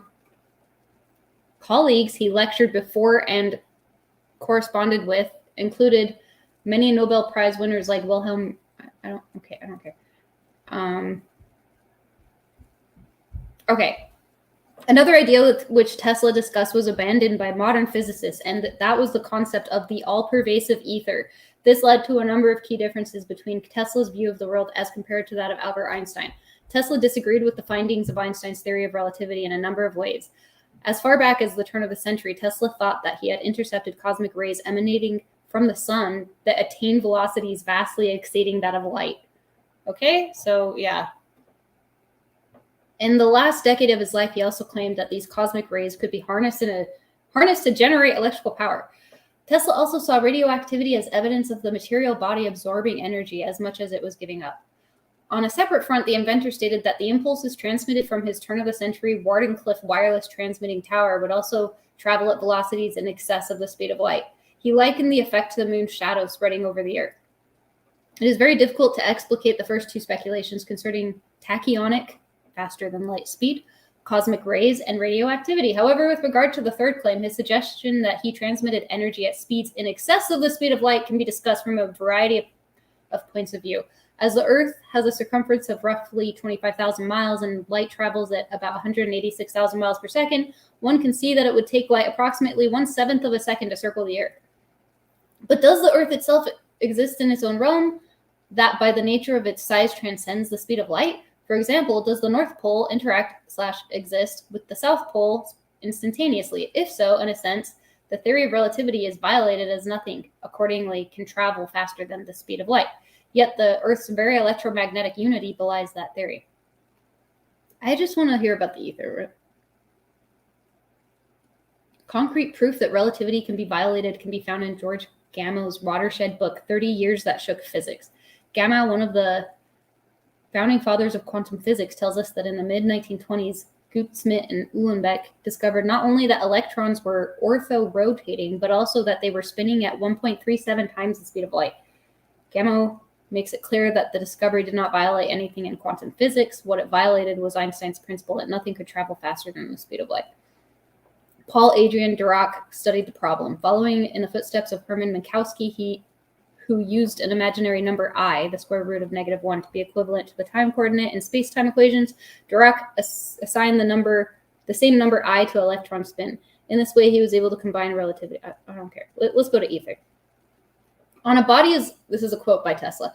On a body as large as the sun, it would be impossible to project a disturbance of this kind, for example, radio broadcast, to any considerable distance except along the surface. It might be inferred that I am alluding to the curvature of space supposed to exist according to the teachings of relativity, but nothing could be further from my mind. I hold that space cannot be curved for the simple reason that it can have no properties. It might as well be said that God has properties. He has not, but only attributes, and these are of our own making. Of properties we can only speak when dealing with matter filling the space. To say that in the presence of large bodies space becomes curved is equivalent to stating that something can act upon nothing. I, for one, refuse to subscribe to such a view. Okay, I agree with that. In Tesla's model, a force field would curve light around large bodies. These ideas were related to Tesla's original theories on gravity, which do not seem to have ever been published, but can be ascertained by decoding related articles by or about Tesla from the 1930s and 40s. They also coincide with some of the most recent theories in physics, gravity, and magnetism, which challenge Einstein's claim that nothing can travel faster than the speed of light. E. Lerner, writing about magnetic whirlwinds in Science Digest in 1985, stated that magnetism is as fundamental as gravity. Citing the research and theories of plasma physicist A. Peratt of Los Alamos National Laboratory, Lerner noted, astronomers using radio telescope have observed filaments of gas arcing far above the galactic plane. These twisting spirals appeared to be held together by a magnetic field stretching across 500 light years. Such magnetic vortices may play a major role in the universe as important as gravitation. Another key mystery where Tesla differs from Einstein involves the paradoxical findings of Michelson and Morley, who in 1887 tried to detect the ether by using two sets of mirrors pointed at each other and placed miles apart. One set was aimed in the direction the Earth was moving, and the other set, because we're spinning, right? And the other set was aimed at right angles to the movement of the Earth. It was hypothesized that if the ether existed, once an impulse was sent, there would be a difference in the return times of each set, yet no difference was found. Einstein essentially agreed with the findings by stating that by its nature, the ether could not be detected. However, Einstein also upped the ante considerably by also saying that if the ether could be detected, then his theory of relativity was an error.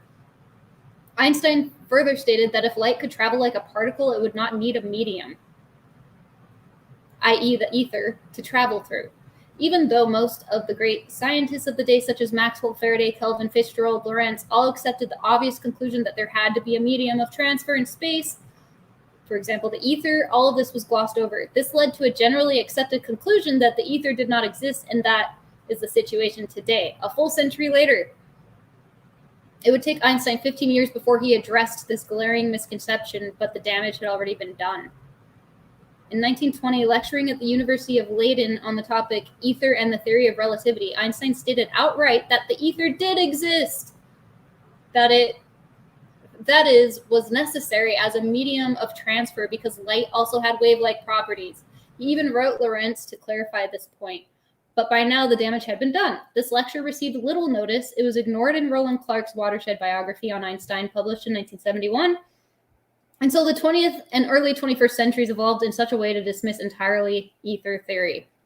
Since in the Michelson-Morley experiment, light traveled at the same speed in the direction the Earth was moving and at right angles to that direction, Einstein concluded that the speed of light had to be constant, according to the formulas of special relativity. He further suggested in 1905 that the ether of 19th century physics was not necessary, although what he really meant to say was that it could not be detected.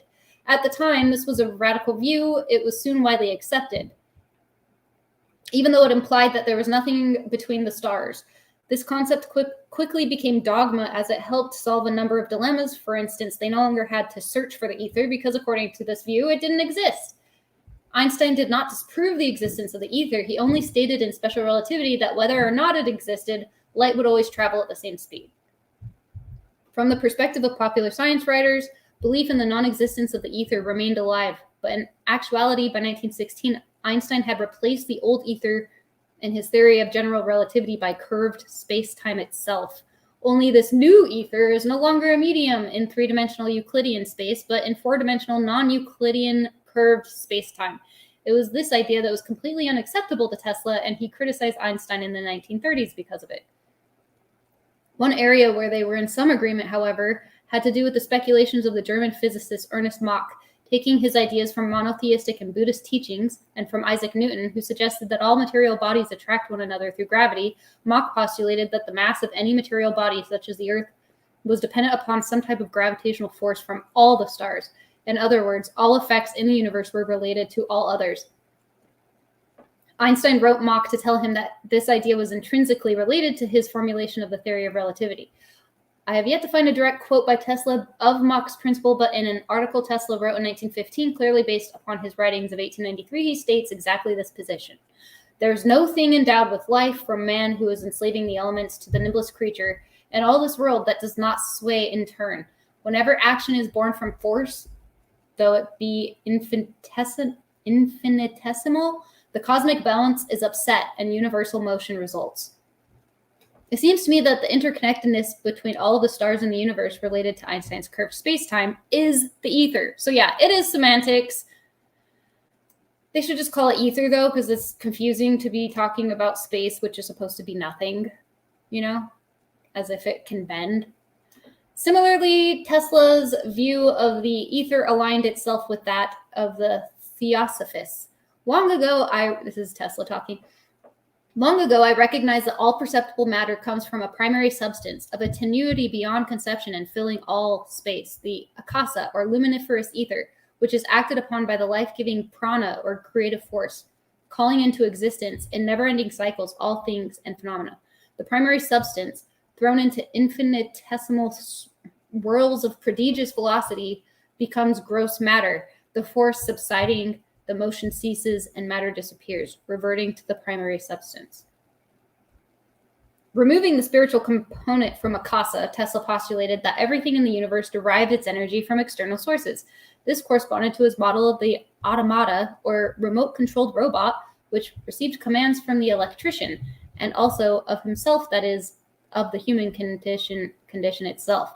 Denying the Platonic concept of intrinsic motivation as an Aristotelian, and thus a believer in the idea of the tabula rasa, Tesla assumed that all of his ideas came from external sources, even though paradoxically his life was the very essence and expression of self-determination and the power of the will. Each hierarchical entity in his system was not endowed with a soul per se, but rather a self-directed electrical component which moved by attraction or repulsion.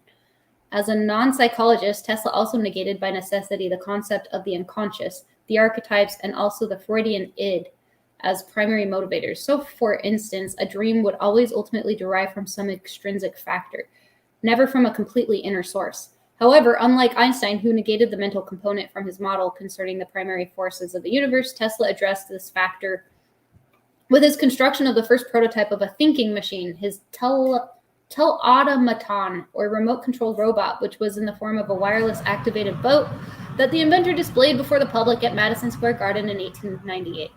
In essence, for Tesla, the mind was at its basis a binary electrical system of attractions and repulsions, stimulated from an outside source, and wholly compatible with Pavlov's stimulus-response reflex model for cognitive processes. Okay, anyway, smashing atoms.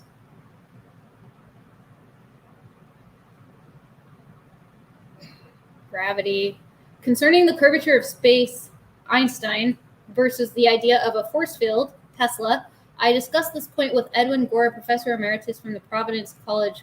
Gora, whose teachers include Werner Heisenberg and Arnold Sommerfeld, agreed that the two concepts might actually be different viable ways of... Hold on. Did I confuse Heisenberg with Schrodinger? I might need to double check that. I'm really sorry if I defamed Schrodinger. I mentioned something about him, being a pedophile, but it might have been Heisenberg. Dang it. Now I'm defaming both of them. Let's just clear this up real quick. I'm sorry. I just realized. Hold on. No, I've got it in my notes. Hold on.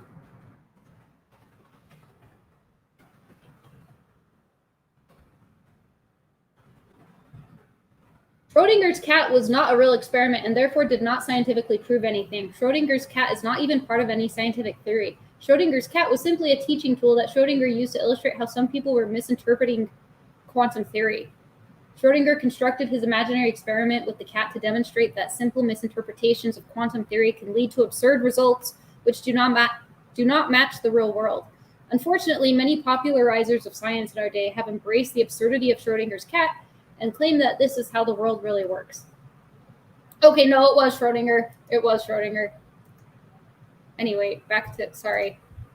Crap. Okay. It wasn't Heisenberg, it was Schrodinger. Okay, it has nothing to do with time. Sorry. I don't know if I want to read all this. Whatever. Do you get what I'm saying about the ether?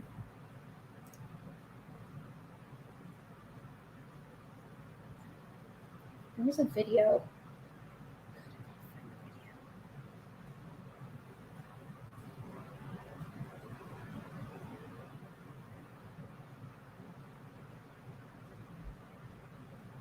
The original double slit experiment. Okay, let's do that.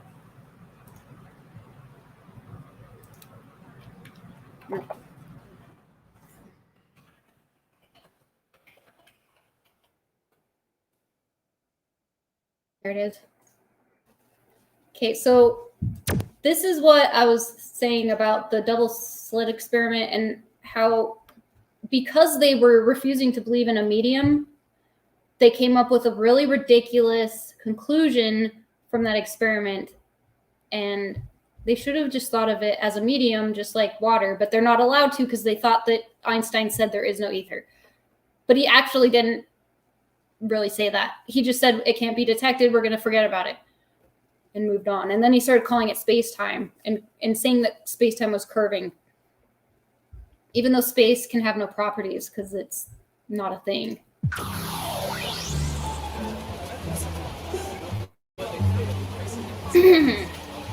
What is light? What is light? What is light? That's a good question, isn't it? What is light? Isn't it an element? Light is brightness, I guess. We have auras. We all have auras. Which are light? Yes, they are. It lights up the room. It makes it not dark. What's the difference between blue light and red light? The color. It goes in your eyes and then you see stuff. They range from white to red to orange to green. It's like the chakras of your body. Can you see my aura? No, not particularly right now. Is it too bright out? It's very sunny out here today. Does that make it harder to see someone's aura? It would be the difference. You see nothing whatsoever. To be fair, the question of what light is not an easy one. For centuries, the greatest minds in science debated this issue. In the late 1600s, Newton proposed that light was a stream of particles, or corpuscles. He proposed this in his treatise Optics. But at the same time, a Dutch physicist named Huygens proposed that light was a wave. And this debate raged on until it was settled by the experiment I've recreated today, Thomas Young's double-slit experiment. To make sure I got the experiment right, I went to the original source. With the help of Brady Heron, I managed to get into the vault underneath the Royal Society in London.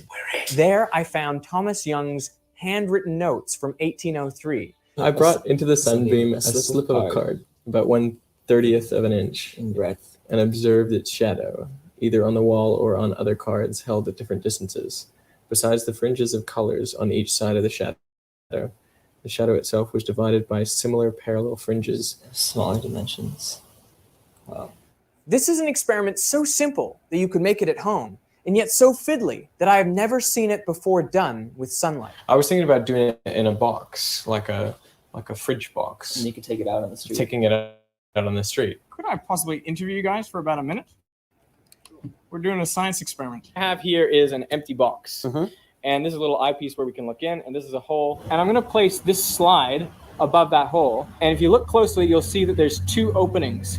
Very narrow openings side by side. It's a double slit. Now, before we have a look, we need to tilt it towards the sun a little bit. So we want the sun to hit this double slit directly. What are we going to see on the bottom Well, of the the obvious box? thing you think you're going to see is you're going to see two lines. 2 lines on the bottom of the box. 2 bright bands. Two little lines. Yeah. I think it'll be one line instead of two. I could expect to see the whole box lit up. It'll probably be a kaleidoscope of some sort. A bunch of colors. Probably, yeah. Rainbow, different colors. There, have a look. You expected to see kind of one line. Is that what you see? No, I see dots. How many? it's one circle. Oh, there's one in the middle strongest, two either side. The two on the outside are multicolored. The one in the middle is just white. It's kind of a rainbow. The rainbow of color as well. Quite a few colors and lots of little dots. Like there are more dots appearing. I think I can even see more dots spreading along. Yeah, that's amazing. Yeah, I can see tons of dots now. Not tons, but I can see dots spreading across that way. Either side. Yeah, definitely. Isn't that amazing? Yeah, that's incredible. And that's just nothing else apart from Two slits. two slits.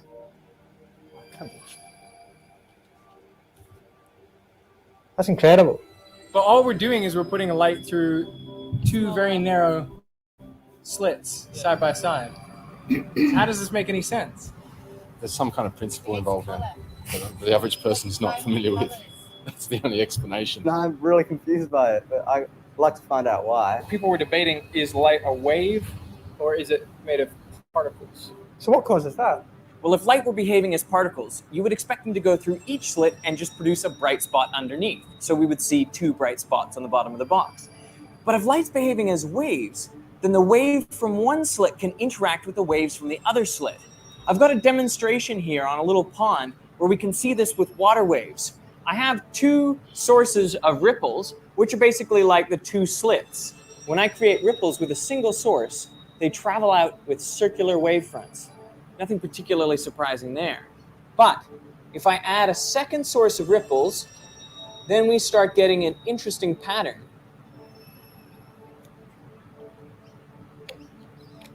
This pattern is created by the ripples from the two sources interacting with each other. Yeah, the water is the medium, and the same thing happens with light. Therefore, meet up peaks a with medium. peaks and troughs with troughs, the amplitude of the wave is increased. That's what we call constructive interference. But if the peak from one wave meets up with the trough from the other, then we get destructive interference, and there's basically no wave there. And this is exactly what was happening with the light. When the light from one slit met up peaks with peaks and troughs with troughs, they constructively interfered and produced a bright spot. But if the trough from the wave from one slit met up with the peak of the wave from the other slit, they would destructively interfere, and you wouldn't see any light there. It's light canceling itself out. This is basically the same as like having 2 drops of water fall in a swimming pool. That's right. Get exactly the same And then they go and overlap. As this ripple overlaps with those ripples, down the bottom, you get a series of, you get like a bright spot, and then a dark spot, and then a bright spot, then a dark spot, then a bright spot. Now there's a slight... Yeah, so they did the double slit experiment, and because they refused to acknowledge that there's a medium, they decided to go with the most ridiculous, unnatural, unintuitive, unlikely explanation possible and say that they're going through both, there's particles, the same particle going through both slits at once, and that there's the whole thing with the observer collapsing the wave.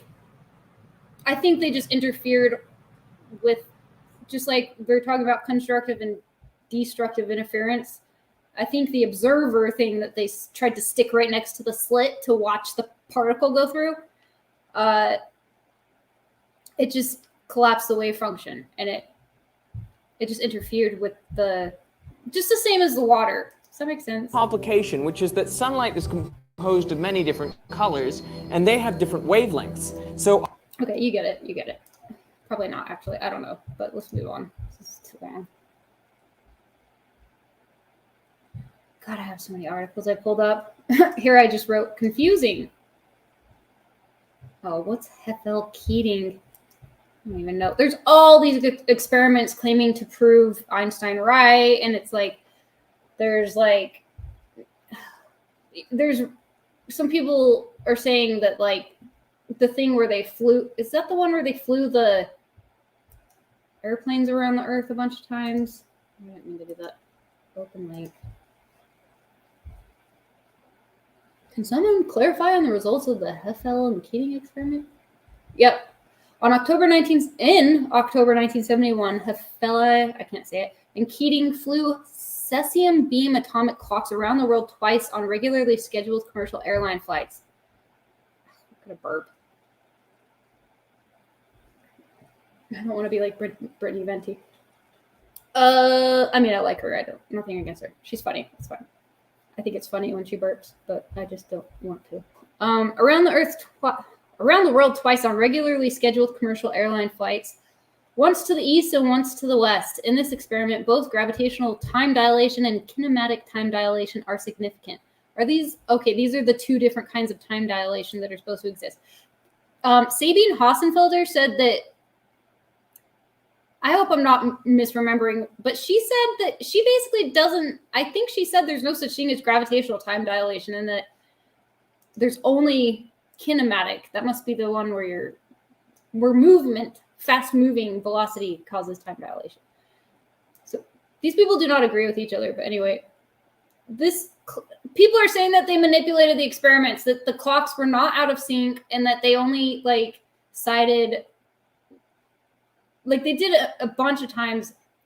Let me see here. Eastward, 144, 179, kinematic, predicted global, observed. The gravitational time dilation might be different due to lower flight trajectory in the eastward flight, but somebody should clarify. Why should the kinematic time dilation be so different in the two directions? In both cases, the airplane flew at about the same speed relative to the Earth's surface, where the reference atomic clock was located. No idea how these contributions to G and K were isolated. No idea how the clock on the plane, which has larger speed than the clock on Earth, can possibly be not dilated, but have faster pace in the westward journey and is instead... long story short, I just really feel like it's just hard to know what's true because it seems like there's a lot of bullshit. There's a lot of like really frantic attempts to defend and protect Einstein. And I could be totally wrong and he was a genius and everything they say. And I just am too dumb to understand it or something.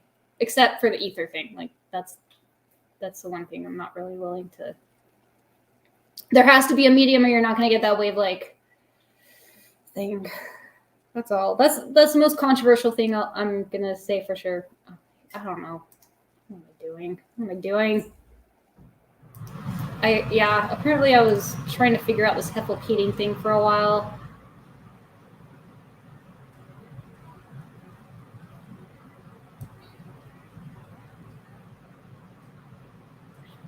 Measuring time shift on moving clocks with respect to an Earth-based reference clock by flying clocks in eastbound AMS westbound trips. Using commercial flights and proving the correctness of the prediction made using the theory of relativity.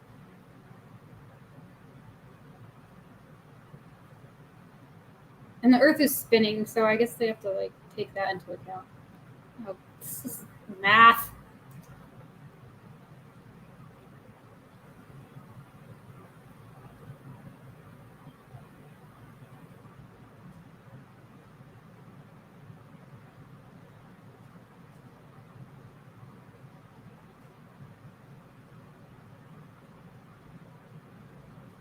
Yeah, Schrodinger was a pedo, apparently, I said. Misunderstanding Schrodinger's cat.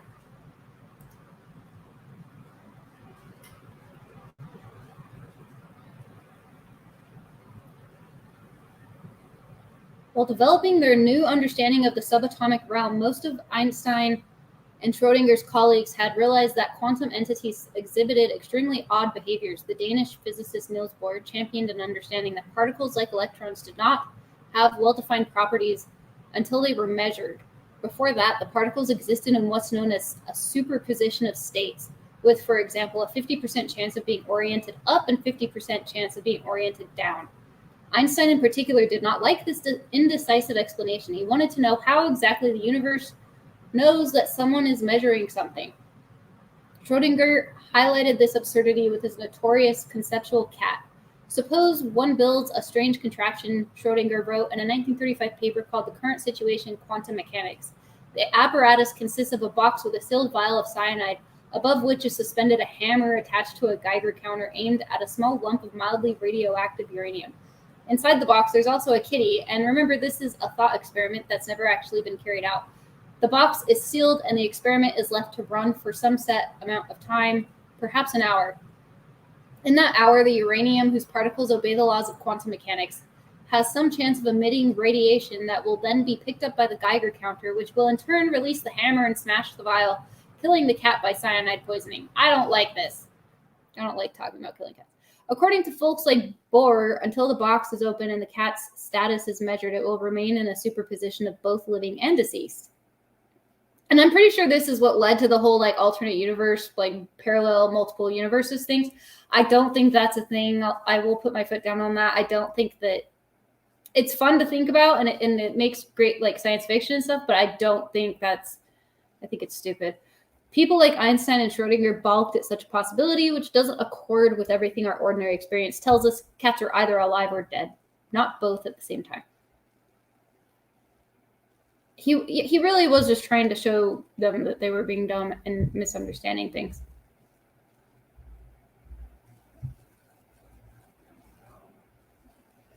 Schrodinger's cat cut to the heart of what was bizarre about Bohr's interpretation of reality, the lack of a clear dividing line between the quantum and everyday realms. While most people think it provides an example in support of particles lacking clearly defined properties until they are measured, Schrodinger's original intention was the exact opposite, to show that such an idea was nonsensical. Yet for many decades, physicists largely ignored this problem, moving on to other quandaries. So my guy that I like, he says this all the time, is like the materialists think that Mother Nature is there's like I think he says like a crack whore with a bag of magical particles. He just says that like they don't believe in anything you can't count. They think that everything is a particle, and we might have to think a little differently. Like And I started getting sort of into the whole electric universe thing. However, I think that the Thunderbolt project is bullshit. Like, I think that they might be trying to like make it sound ridiculous. I do think there's more to be studied when it comes to the electrical stuff, to electric science.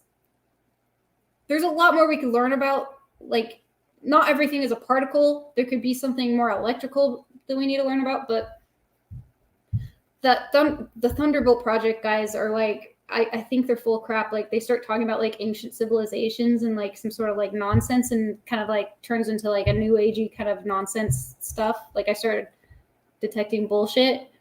So I just wanted to mention that. But there could be something to it that we're thinking of stuff wrong in certain ways.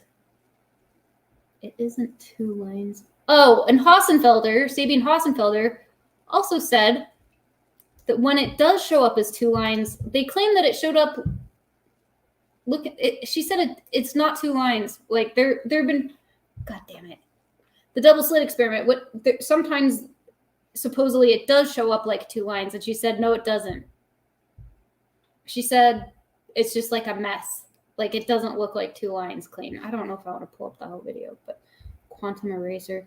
Then I started listening to a book called Being in Time by Martin Heidegger, which is just like philosophy, and I never finished that. It was really boring. Electric Universe, Controversy, Electric Universe Theory, the Science Models, and Controversy. Oh, and here's a Vice article talking shit on the Thunderbolts project, which is fine because they are kind of like, it's almost like they're trying to make it sound ridiculous so that people will stay away from it. The people who believe electricity rules the universe. Electric universe theory is at odds with everything modern science has determined about the universe, yet something about it sparks fervor in the hearts of believers. Okay, well, anyway, they call themselves the Thunderbolts Project. They subscribe to an idea called electric universe and sometimes describe themselves as getting EU eyes, like slipping on rose-colored glasses. The conversion changes their perception of the entire universe.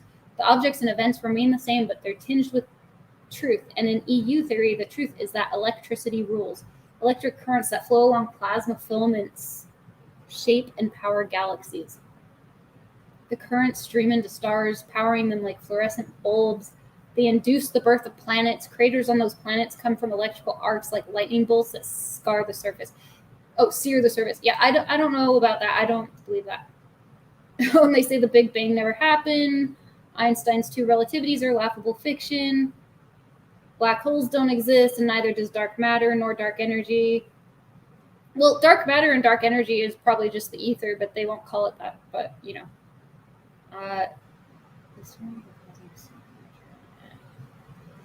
Here's this whole article about them. I think that they're like nonsense, so I didn't really get into that. Oh yeah, the man who stalked Einstein, his name was Wilhelm Conrad. He didn't stalk him. That book was like, it was ridiculous. It was like everything if there was a quote from the guy who was challenging Einstein in Germany, if there was a quote by him, they would be like, Wilhelm, he would say something, it'd be like, he sneered, or he spat, or like say that his invective. It was just like everything they said about him was like trying to make him sound evil, but it's like he probably just said it. He probably didn't sneer it or spit it. He probably just said it. I'll just read this. Wilhelm Conrad Röntgen, a German physicist, discovered X-rays accidentally on November 8th, 1895, while testing whether cathode rays could pass through glass. He noticed a fluorescent glow of crystals on a table near his cathode ray tube. Röntgen's discovery revolutionized. Oh, hold on. Never mind. This is talking about a different guy. That's not the guy that supposedly stalked Einstein. I just saved this because it mentioned this other guy in that book. Damn it.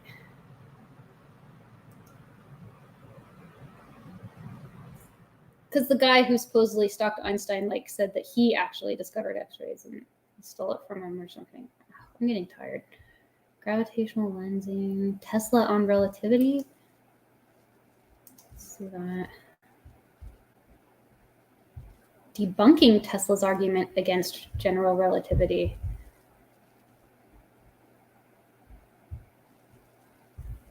Tesla contradicts a part of the relativity theory emphatically, holding that mass is unalterable, otherwise energy could be produced from nothing.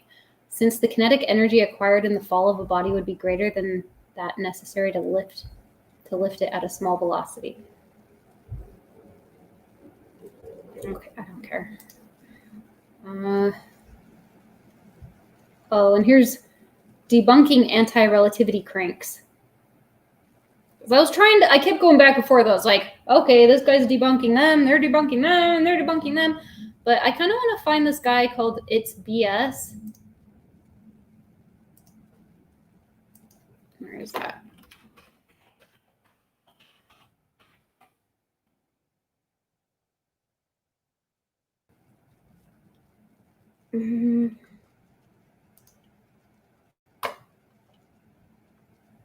He had some good videos.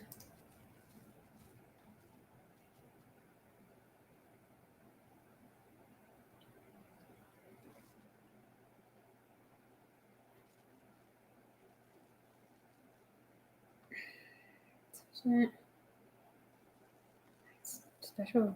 Okay, let's do this one. In this video, I am going to show you Einstein's biggest blunder. And it only requires basic math of distance equals rate time. I'm gonna say it's real easy if to it's understand. true that Einstein set us back 100 years and is totally wrong about stuff, that's really sad because, you know, there's like going to be kids going through school and it's like, cool, this is making sense. The physical reality of stuff and it's making sense, like Newton kind of stuff or whatever. And then they get to relativity and they're going to be like, this doesn't make sense and I must just be stupid. I can kind of understand if it's true that he's wrong or whatever.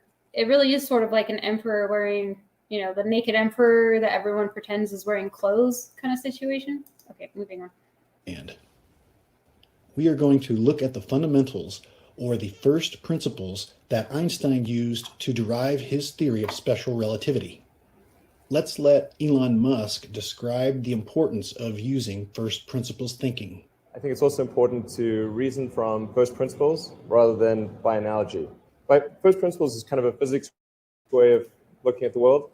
And what that really means is you kind of boil things down to the most fundamental truths and say, okay, what are we sure is true or as sure as possible is true? And then reason up from there. Absolute space and absolute time are the fundamental or first principles of what is known as classical physics or... Okay, I need to run to the bathroom, but I'm going to unplug that, mute myself, stop the camera. Newtonian mechanics. Einstein is taking the opposite position, saying that there's no absolute space and no absolute time. This would give him his own physics. The physics of relative space and relative time. In Einstein's 1905 paper, he gets rid of absolute space by saying it is not required, and he gets rid of absolute time by claiming that there's something called relative simultaneity. The first principles equation of motion that Einstein uses to derive his theory of relativity is distance, rate, and time. We are going to focus on the first principles equation of distance equals rate times time to see how Einstein gets rid of absolute time. So, Einstein's theory of relativity does not have a concept of absolute time because there is a relativity of simultaneity. So, what does that mean? At the same time. And let's say that this works fine when you're standing still watching these events unfold.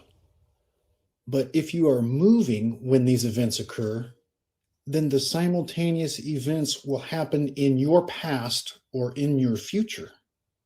What? Here we are stationary and watching a simultaneous event cause inelastic deformation. otherwise known as a train wreck. And speaking of a train wreck, when you apply relative simultaneity to this scenario, people that are moving by us will see this event happen at a different time in their lives. And not just apparently or like some kind of illusion, but Einstein says this is real. The moving observers will somehow make a copy of this event and see the train cars crumpling up at a completely different time. Einstein creates the concept of relative simultaneity in section 2 of his paper. And these are the equations that Einstein uses to abolish absolute time. These are just distance equals rate times time equations. And they describe the forward half cycle and the back half cycle of this animation. So based on the section 2 word problem that Einstein created, this is the forward half cycle equation, and this is the backward half cycle equation. Now, c is the speed of light constant here, but Einstein seems to be changing it using a minus velocity or a plus velocity. This is a bit misleading, so we need to rearrange these equations so that the rate is just the constant speed of light. You can pause this page and look through the rearranging algebra, but now we have just the speed of light where the rate should be. And with the rearranged equations, we can see that this that weird triangle thing is called a delta, and it just means the difference between two numbers. v is actually a distance. Now we can see that these two equations are just showing us a change in distance, because the v here is just velocity or meters per second, and then this change in time is just second, and they cancel out, so we just have meters plus meters. Now, how in the world does a change in distance in the equation of distance equals rate times time abolish absolute time? From a first principles perspective, it does seem a bit ridiculous. And if it was true, this alone would be worth a Nobel Prize. Something's wrong here. So then what is it that Einstein concludes from these equations? Observers moving with the rod would thus find the two clocks were not synchronous. So that would mean that this time does not equal this time, and it's because of the velocity of this moving rod. While observers in the stationary system would declare the clocks to be synchronous. So in other words, these would be equal. Let's take another look at this. We have the stationary light source and the stationary observer, and then the moving rod. The light travels one distance, and then it travels a second distance, and they're not the same. And we fully understand that from these equations where light is traveling two different distances. And of course, if light is traveling at a constant speed, but you're measuring two different distances, this time is going to be different than this time. I mean, that makes complete sense.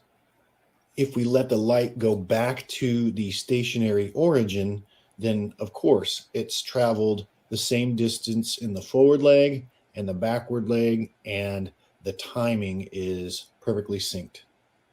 I think I see what he's trying to do here. Why would Einstein change the constant velocity of light when he declares it right here? Okay, watch. Imagine that you're inside this train car moving and you're looking at this light pulse.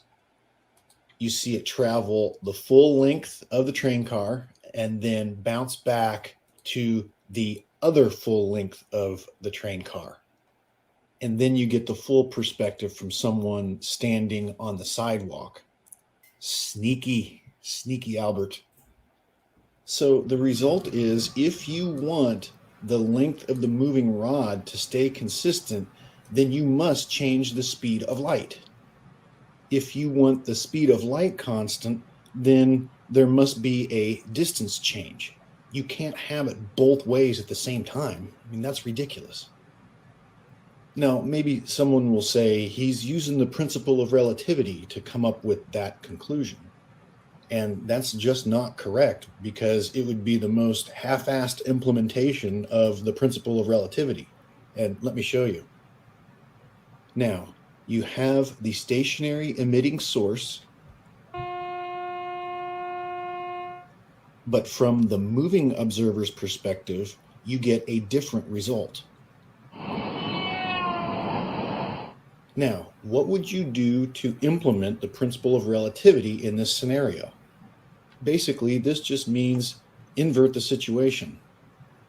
If your emitting source is stationary during the first scenario, what will happen when you implement the principle of relativity? You got it. The emitting source will switch to the moving frame. And now it's the stationary frame that gets a different result than what the emitting source is producing. Again, from first principles, if you want the length of the moving rod to stay the same and you require that the speed of light stays constant, then this time will equal this time. But if you want the time of each of these cycles to be different and the length of the moving rod to stay the same, just like Einstein is claiming, then you must change the speed of light. And we all know that that would kill this theory. And Einstein's conclusion here is only based upon the emitting light source being in the stationary system, but being applied to the moving rod. And it's the moving rod that actually creates the distance change. And this is the paragraph where he abolishes absolute time based on a distance change. He's just wrong. But if he's wrong, then how does he use first principles to derive the moving clock that relativity depends on? First, he names the moving clock the Greek letter tau. Then the stationary clocks are synced, along with the moving clocks being synced. He runs the distance equals rate times time animation that we are familiar with, and then makes this claim. And here it is in visual form. So now we are in the moving system, and distance equals rate times time seems to be working perfectly, which completely contradicts this distance equals rate times time. Yeah, so at this point, I was pretty convinced that Einstein was like some sort of like magician, like sleight of hand magician with this whole thing. Like he really fooled a lot of people, and they're all like just going along with it. But then again, it's like, okay, for 100 years, everybody has been going along with it. Really? You really think that? You know, so it makes you doubt yourself, and you're like, I don't know. But it also wouldn't be the first time, right? That's happened. Humans are like that. Equation where he says observers moving with the moving rod would thus find that the two clocks don't synchronize. So this is different than this. And now magically it's working.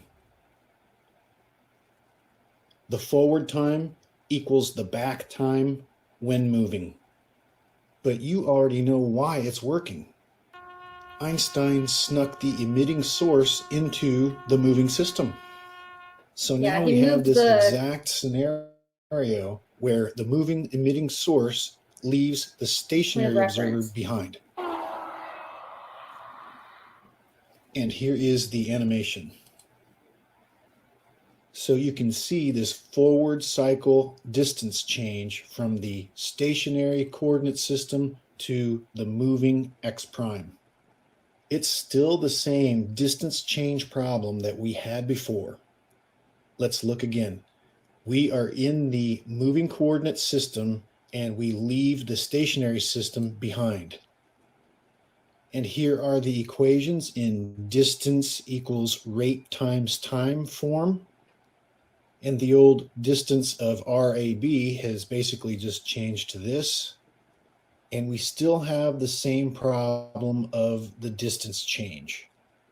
So how does Einstein use these first principles to create the derivation of the moving clock? It's simple.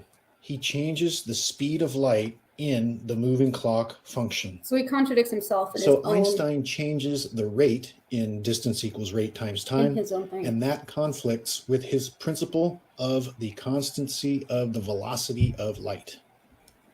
And also moving the emitting light source to the moving frame directly conflicts with his statement that moving observers do not see the synchronous times. So as an experiment, I posted this on Reddit, which is just a small version of Einstein's biggest blunder. How do you deal with this distance change without messing with the speed of light and using first principles?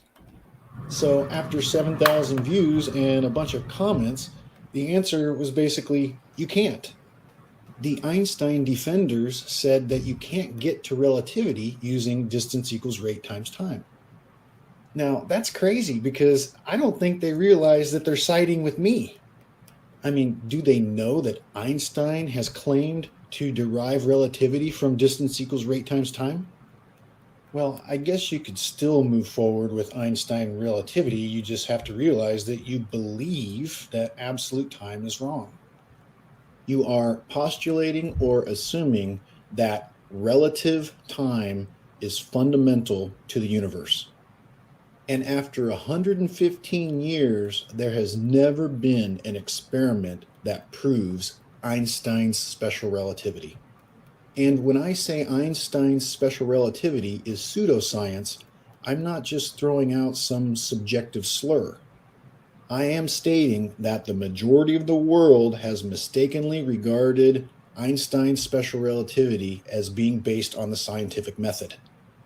All of our experimental data sets an at-rest frame.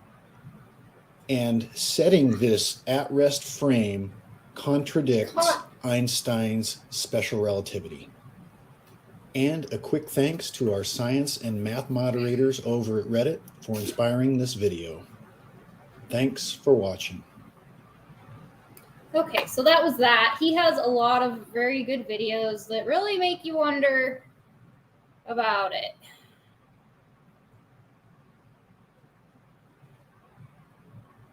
You know what?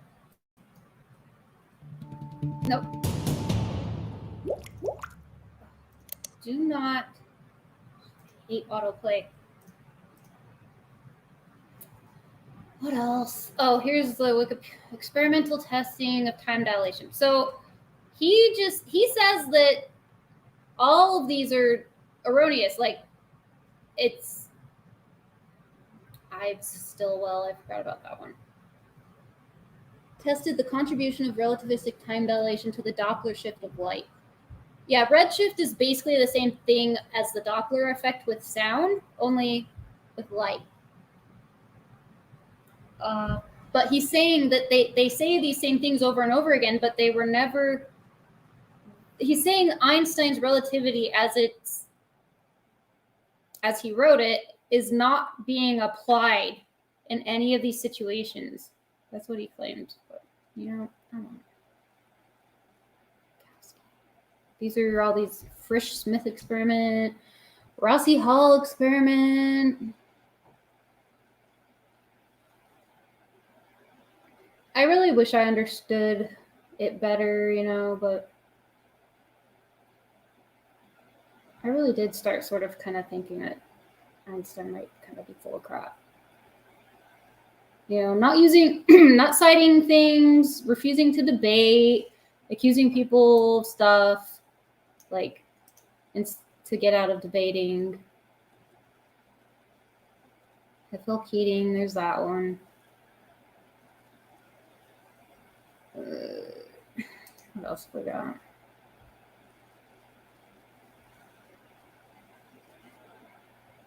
Math. I wish I understood the math better.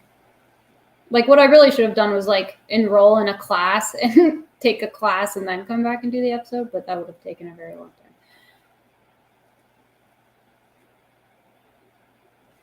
Einstein added one law of physics. The speed of light is c, 3 times 10 to the 8th meter per second. I don't know. And then I was doing math. Or I just copied and pasted it. I wasn't doing anything. I never got to trigonometry in school. John Archibald Wheeler said, time is nature's way of keeping everything from happening at once. He has a lot of really good quotes. He's kind of interesting. He's very likable. He also coined the term black hole, although I heard that he didn't coin it, that he just used it and made it more famous. Simple harmonic oscillator, chandelier, Galileo. What's that about? Science versus truth. What's that? Einstein's special relativity was built upon the assumption that the speed of light is constant to all observers, irrespective of their relative motion.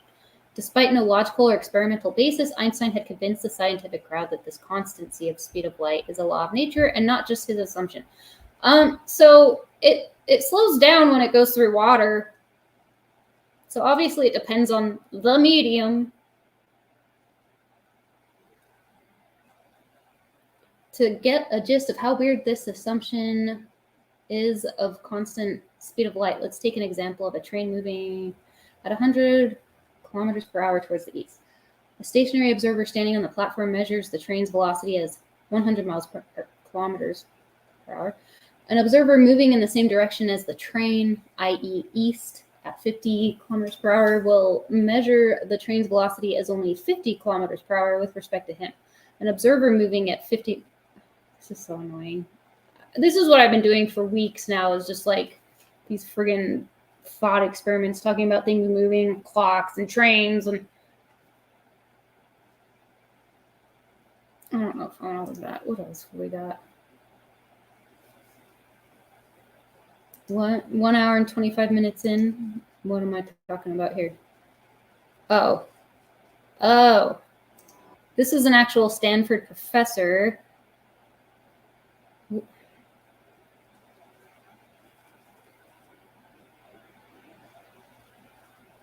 What's he talking about here that I thought was important?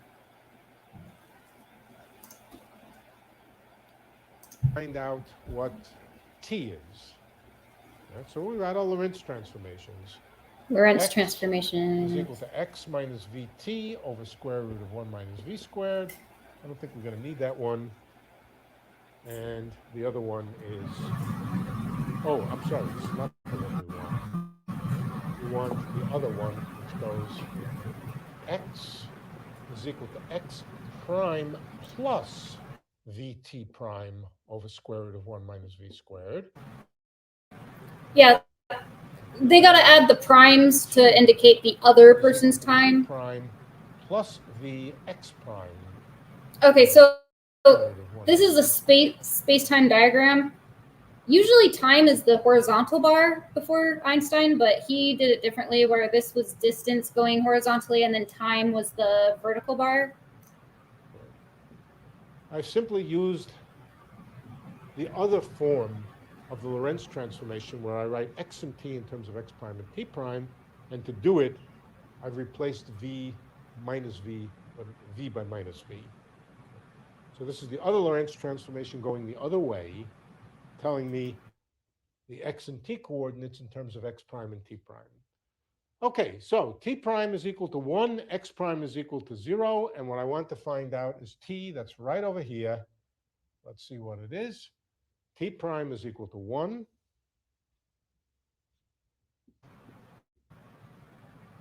X prime is equal to 0, divided by square root of 1 minus v squared. Why did I think this was important?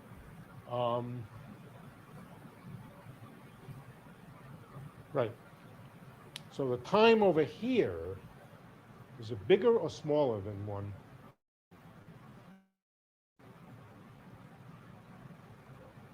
Bigger. Bigger.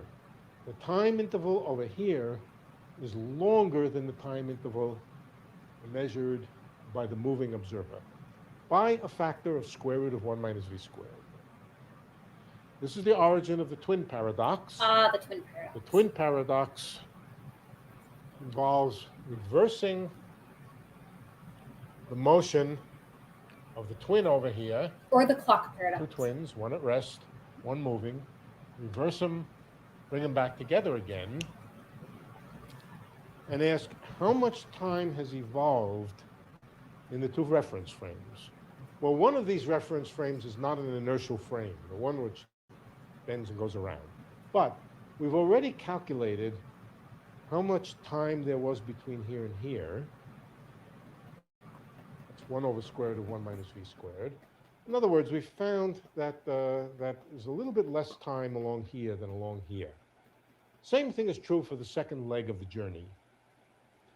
The implication is that the time measured in the moving frame is a little bit less than the time measured by this factor in the frame of reference of the twin that stays at home.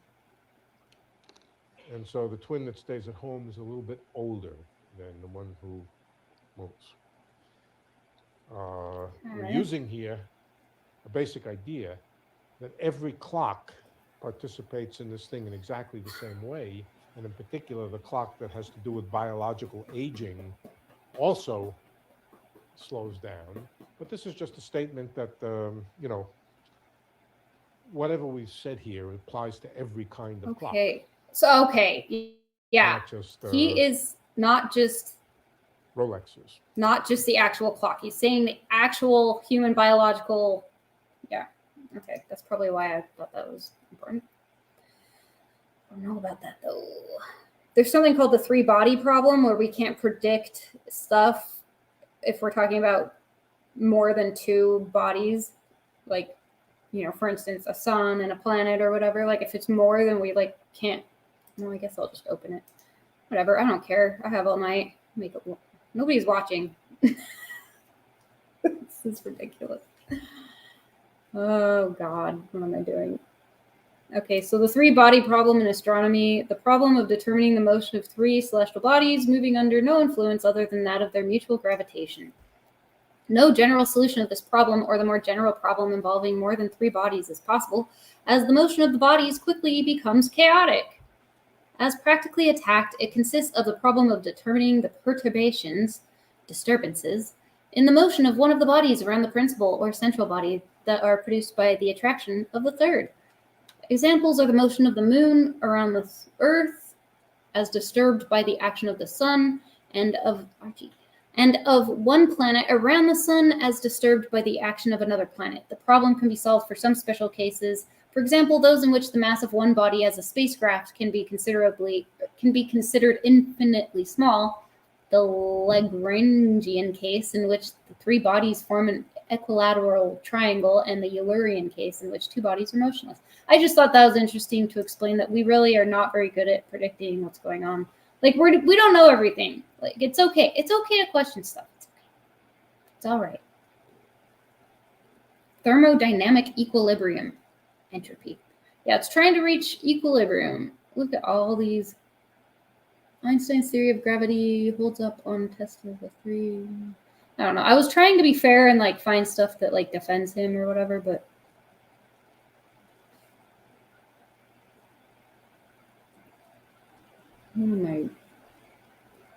Eugene Curl-During published a space-time theory in 1873, which inspired Rudolf Muse's space-time theory of 1889. 1889 inspired. Okay, whatever. This is just Henry Poincaré. Speed of light can't travel faster. Why can't anything travel faster than light? Let's see that. Oh wait, hold on. And then right after that, speed of light can travel faster. So let's look at that too. Why can't anything travel faster than light? We all know the number 1 traffic rule of the universe. Nothing can travel faster than the speed of light, and that happens to be 299,792.458 kilometers per second. But why is it so? Before the 1600s, most people assumed light moved instantaneously. Galileo was among the first to think that light traveled at a finite speed. In 1638, he tried to measure it. He and an assistant perched themselves on distant mountaintops with covered lanterns. The idea was that as soon as Galileo's assistant saw the flash, he uncovered his lantern. Galileo would then time how long it took to see the return flash. The experiment failed dismally. To succeed, Galileo would have had to register a time difference of microseconds. He had no such timekeeping device, and his reaction time would be way slower than that. Undaunted, Galileo concluded that light's movement, if not instantaneous, is extraordinarily rapid. But not long after, in 1676, we got a fair estimate of light speed from a young Danish astronomer by the name of Ole Romer. One of the ways sailors at sea checked their clocks was to observe the eclipse of Jupiter by its moon Io. The time for Io to make one complete circuit around Jupiter had been measured at 1.769 days. However, there was a minor problem. Romer observed that the time between the eclipses varied slightly depending on the time of the year. At times when the Earth was moving away from Jupiter, the time between Io's eclipses gradually increased. As it moved closer, the time decreased. The cumulative effect meant the predicted times could be in error by more than 10 minutes. Romer realized his observations could be explained by the varying distances between Jupiter and Io and Earth. The different times for Io's orbit reflected the different distances light had to travel. It also allowed Romer to estimate the speed of light as 214,000 kilometers per second. Not bad. The first experimental measurement of the speed of light came 150 years later with Hippolyte Fizeau. He came up with an ingenious advance on Galileo's method. In his experiment, a beam of light was projected onto a rapidly rotating cogwheel. The teeth of the rotating cog chopped the light up into very short pulses. These pulses traveled about 8 kilometers to where Fizeau had positioned a carefully aligned mirror. On the return trip, the reflected light pulse could only reach Fizeau by passing back through one of the gaps in the cogwheel. What happened? At slow speeds, the light pulse always got back to Fizeau through the same gap in the cog's teeth. But as Fizeau turned the wheel faster, at a certain speed, the pulse was blocked by the following tooth. Knowing the rotational speed, Fizeau thus could calculate how long it took for light to travel 16 kilometers, and so how fast the light must be traveling. His remarkable result of 315,000 kilometers per second was within about 5% of our most recent measurements using lasers. The faster something travels, the more massive it gets. There's that again. I swear, I have trouble with that one. And the more time slows until you finally reach the speed of light, at which point time stops altogether. I'm sorry, hold on. So they're saying time stops at the speed of light. We know that light travels at a finite speed, but why is it finite? This question gave Albert Einstein pause for thought. If light has a finite speed, what if you strapped a torch to the front of a moving rocket? Wouldn't the light moving from this torch be traveling faster than the speed of light? Einstein puzzled over this issue with several Gedankens, thought experiments, Gedankens, and came up with a crazy solution. The motion of an object must somehow make time slow down. Time was no longer constant, and so relativity was born. What are you talking about? See, this is what I'm talking about, saying that they completely contradict each other all the time. They just said that he was the one who said that light was constant. Many experiments have carefully tested Einstein's predictions. Okay, whatever. What is this one? By meddling with space-time dimensions, we could finally reach warp speed. New research shows that the superluminal observer needs 3 separate time dimensions for a warp speed math trick that could please even Galileo. The secret to faster than light physics could be to double down on the number of dimensions according to new research published last month in the journal Classical and Quantum Gravity. Specifically, the solution may lie in 3 dimensions of time, with just one representing space. The math is deep and complicated, but the ideas may be within our grasp after all, and there's one math trick at super speeds that may just flip your lid. The key idea at play here is that of a superluminal observer. Superluminal means faster than light, from super, meaning more, or most, and luminal, like, well, Lumiere from Beauty and the Beast, and these lumens that power your home movie projector. I don't care. What else we got here? The special theory of relativity implies that only particles with zero rest mass, i.e. photons, may travel at the speed of light, and that nothing may travel faster. Particles whose speed exceeds that of light, tachyons, have been hypothesized, but their existence would violate causality and would imply time travel. Cartesian coordinates. Cartesian coordinates allow one to specify the location of a point in the plane or in three-dimensional space. The Cartesian coordinates, also called rectangular coordinates of a point, are a pair of numbers in 2 dimensions on a triplet of numbers in 3 dimensions that specified signed distances from a coordinate axis. Okay, that's great. Oh, here's Newton's laws. I probably should have gone over these first because these are the ones that seem to actually make sense. Inertia, Newton's first law states that every object will remain at rest or in uniform motion in a straight line unless compelled to change its state by the action of an external force. Okay. Newton's second law of motion can be formally stated as follows. The acceleration of an object as produced by a net force is directly proportional to the magnitude of the net force in the same direction as the net force and inversely proportional to the mass of the object. The verbal statement can be expressed in equation form as follows. All right. Whatever. I don't know. I'm getting... What's this? So many links. Special relativity simplified. This complex theory consists of only 2 postulates, both of which are fairly easy to understand. However, to understand these postulates, we must first understand relativity. As an aside, it is a common misconception that relativity came from Einstein, but relativity is an old concept, dating back to Galileo.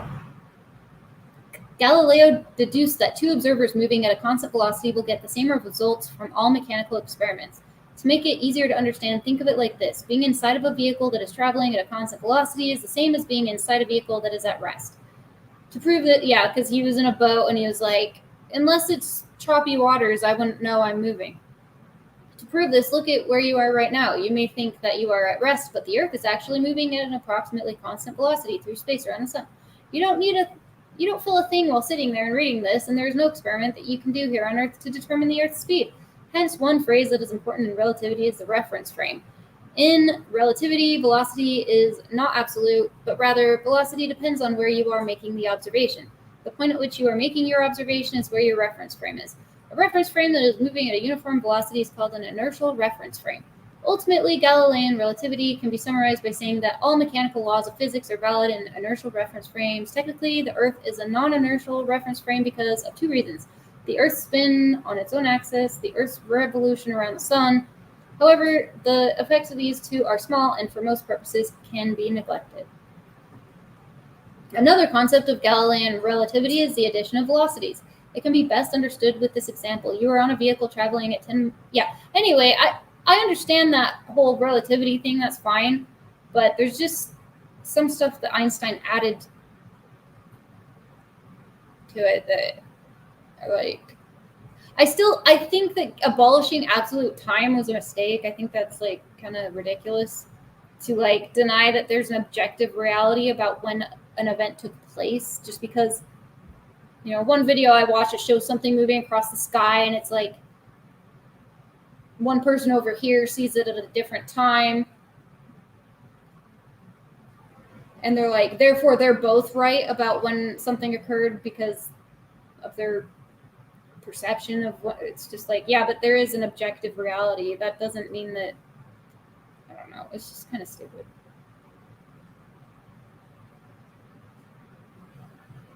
Light in a vacuum. Oh, what have I got here? Got a bunch of crap here. A second is defined as the duration of... I don't want to say that number.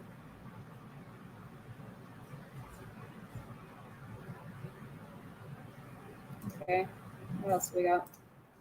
I have a bunch of crap here. Nullify, gain back the real meaning to Schrodinger's classical wave equation. Nullify particles illogically forced into a wave equation. Nullify statistical math interpretation of the natural world. Nullify indeterministic viewpoint in the world of atoms. Okay. I don't know what that. There's a guy named Anderton that I was watching videos of, but he's so funny. He's like, he's so quiet you can barely hear him, and he's like, what is this? There's little matter in outer space. It is a hard vacuum without any air. Yeah, they're not really even saying that anymore. I don't know. This also makes it extremely cold. There are some stray particles and radiation, though. Ironically, even though space itself is cold, due to the lack of particles to interact with, it is difficult to get rid of waste heat from spaceships, requiring specialized infrared radars. Okay, whatever. I don't even remember what I saved that for. What's this? Single photon light particle. Can anyone give the precise definition of a single photon particle? This is the biggest flaw in quantum mechanics. Oh yeah, all of quantum mechanics is based on their understanding of light. So that's kind of a problem if you don't really understand what light is. And that guy, Theoria Apophasis, says that it's not even actually traveling. It's not any more than the stone that caused the disturbance in the water is traveling. It's not traveling. It's the wave disturbance, the perturbation in the medium that is traveling, not the thing itself. But, you know, maybe that's just more semantics. What else we got? What else we got? Oh, is this him? This might be someone else. Oh, this is the thing about both clocks being slower than the other. Like clock 1 is moving slower than clock 2. It's the clock paradox. It doesn't make sense. But there are people who are like, no, it does. You just don't get it. Of course. When we use the terms bending or warping with respect to space-time and gravity, you have to keep in mind that these words are not being used in a literal way, since the majority of concepts in general relativity are far beyond what our experiences allow us to comprehend. We have come up with a few ways of picturing these concepts in our mind, none of them which are very accurate, but it helps us relate to it all. Gravity doesn't literally bend space-time. What it actually does is modify the space-time interval. This modification can cause straight paths to appear to bend, and time durations to alter to an outside observer, because one of our convenient ways of thinking about space-time is as one interwoven fabric where the border between time and space is a bit fuzzy. We say gravity can bend or warp space-time and alter the shape of this fabric slash surface slash whatever. So to answer your question, time does not literally bend. A massive object modifies the proper time interval around it, such that an outside observer would see objects near the mass experience less time, and space-time intervals would have their spatial components modified accordingly. But that is a lot to say. It's much easier for us to simply say gravity is space-time being warped. Okay. I don't know where I got that. Just some random shit here. What's this? The quantum flaw. Okay. Nice. Oh, this is from that guy, it's BS guy. This is black magic.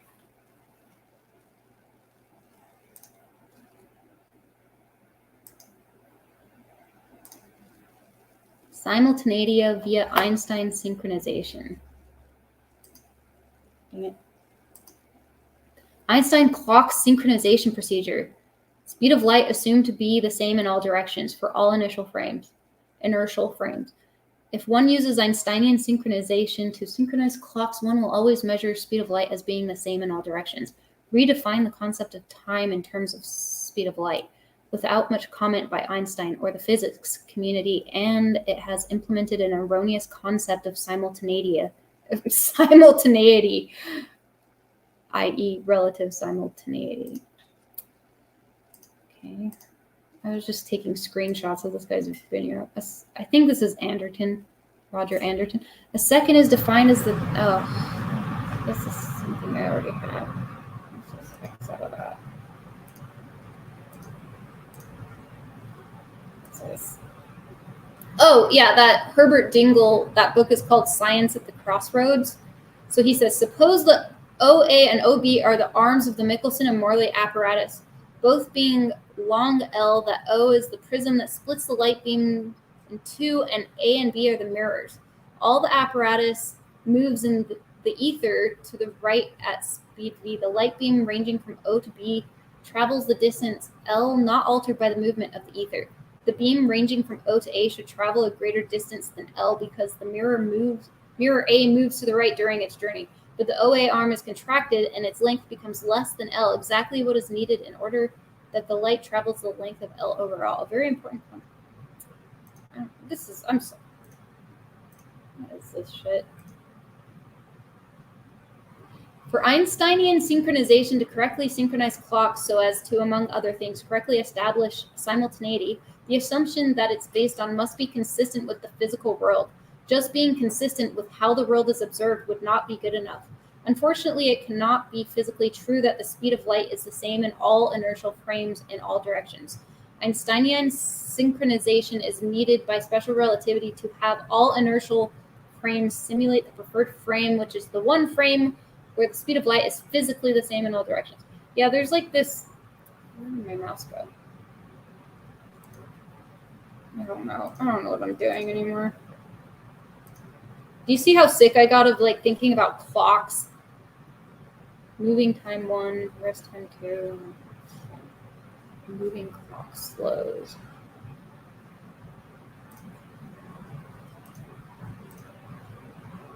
Oh my god, that's not what I have.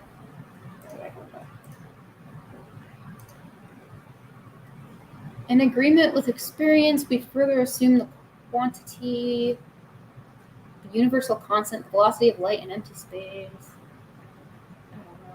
I'm just Xing out of these at this point. Why worry about Einstein's special relativity? Problem. It removes the medium for waves of light to propagate, causes problems with advancing electrical science, keeps us on the wrong path of projectile particles through empty space.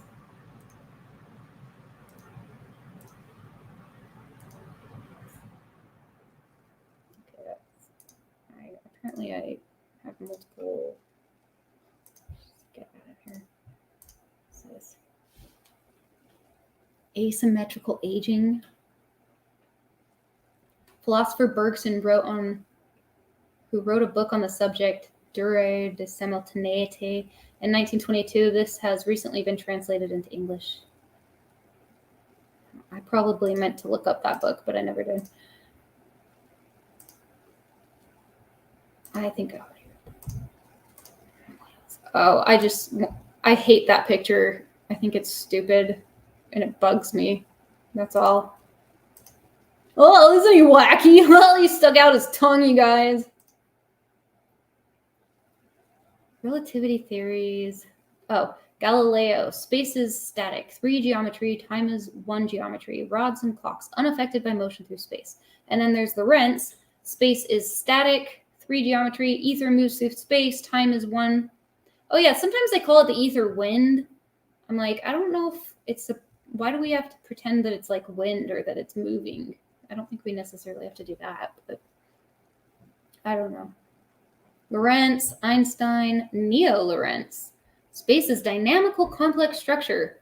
3-dimension. Ether does not exist. Time is a process. Rods are contracted by motion through space. Clocks slowed by motion through space. Light speed is c relative to space. Okay, whatever. Don't even remember what that was for because I've been trying to understand this for so long and never really did fully. But there's that quote, no amount of experimentation can ever prove me right. A single experiment can prove me wrong, Einstein said. What is this? What is this? Oh, this is the Michelson-Morley experiment.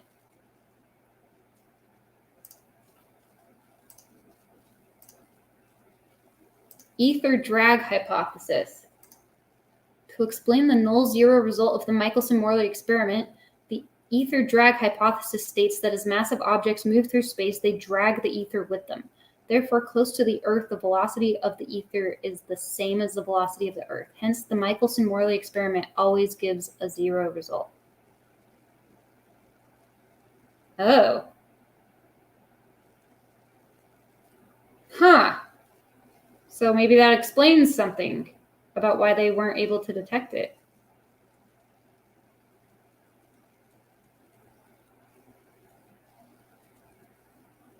Close to Earth, the velocity of the ether is the same. Okay, interesting. What is this?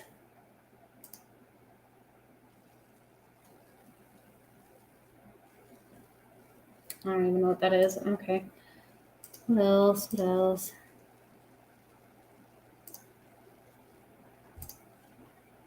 when Einstein lost his cool.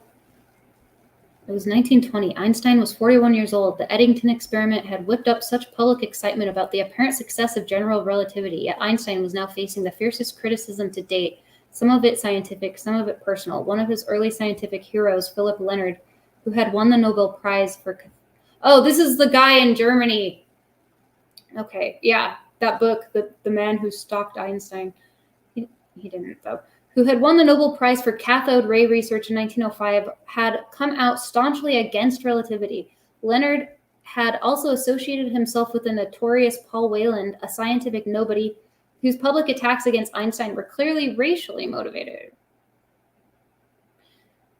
Einstein, to his friends' and mentors' dismay, countered the attacks with an astounding personal attack of his own, writing in a newspaper piece that Leonard had so far achieved nothing in theoretical physics, and his objections to the general theory of relativity are of such superficiality that until now I had thought it unnecessary to answer them in detail. Relations had clearly fallen off a cliff since their earlier mutually admiring communication. The stage was set for a showdown. Einstein scheduled a debate with Leonard on September 23, 1920, in Bad Nauheim in southwestern Germany. What ensued was a clash of incommensurable epistemologies and egos. The text of the debate and thoughts of observers can be read here. There was no clear winner. Oh, so they actually did have the debate. Okay. As Kuhn pointed out, several decades later, there is no experiment that can decisively break the shackles of an entrenched scientific mindset. The old guard must simply die out. Einstein lost his cool towards the end of the debate, sharply snapping at Leonard, while protesters in the audience chanted slogans.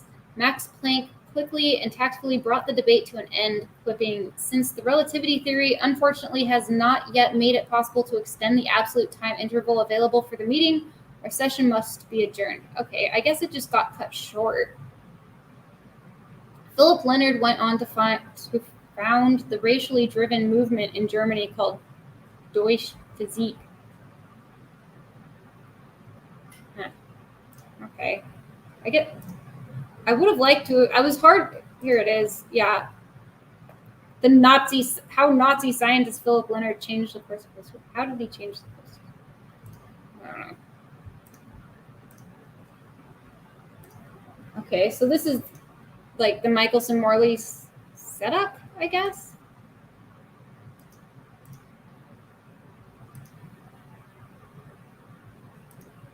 Standard model of elementary particles.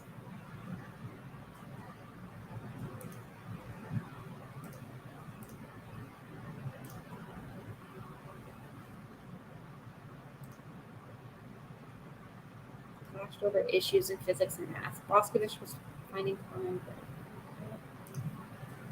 Sorry, this is totally out of context, just random.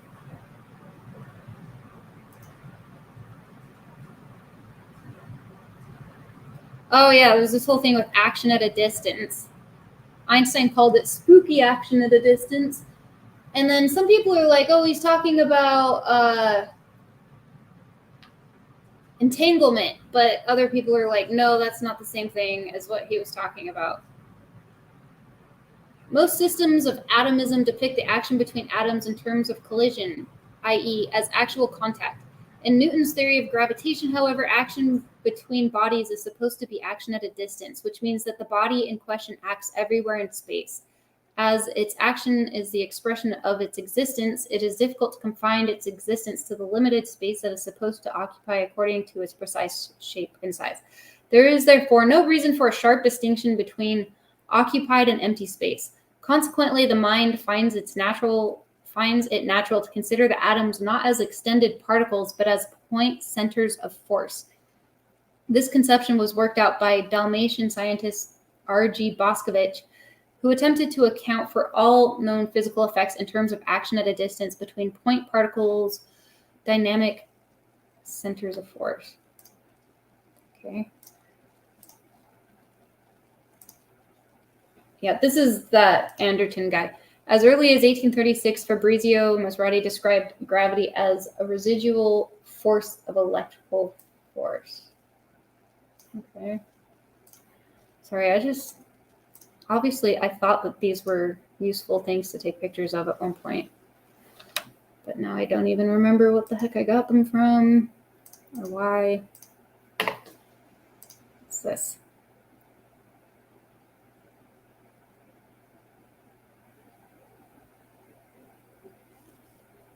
Pius X viewed the church as under siege intellectually from rationalism. Gravity is waves, man. You know, God, this is going on too long, but I had a whole thing on like LIGO.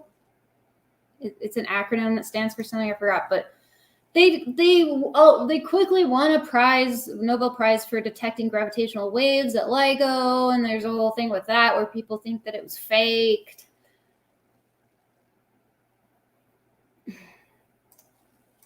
As usual, I have like way too much information. It's totally disorganized. The 1 second equation, Planck's constant quantum of light. Chronos time refers to the time of clocks and calendars, which can be quantified and measured. It is linear, moving inexorably out of the determinate past toward the determined future, and has no freedom. Chronos. Yeah, that was the other confusion, is that people constantly were like confusing different types of time when they're talking.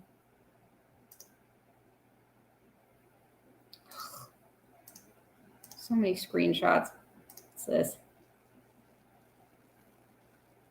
It's the path from A to B, the shortest path through space. Whatever. Okay, that was just talking about the delta.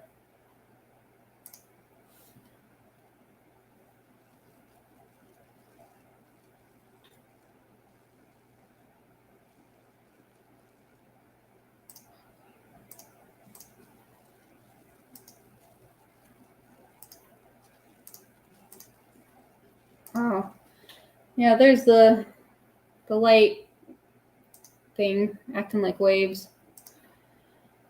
Oh, yes, there they are.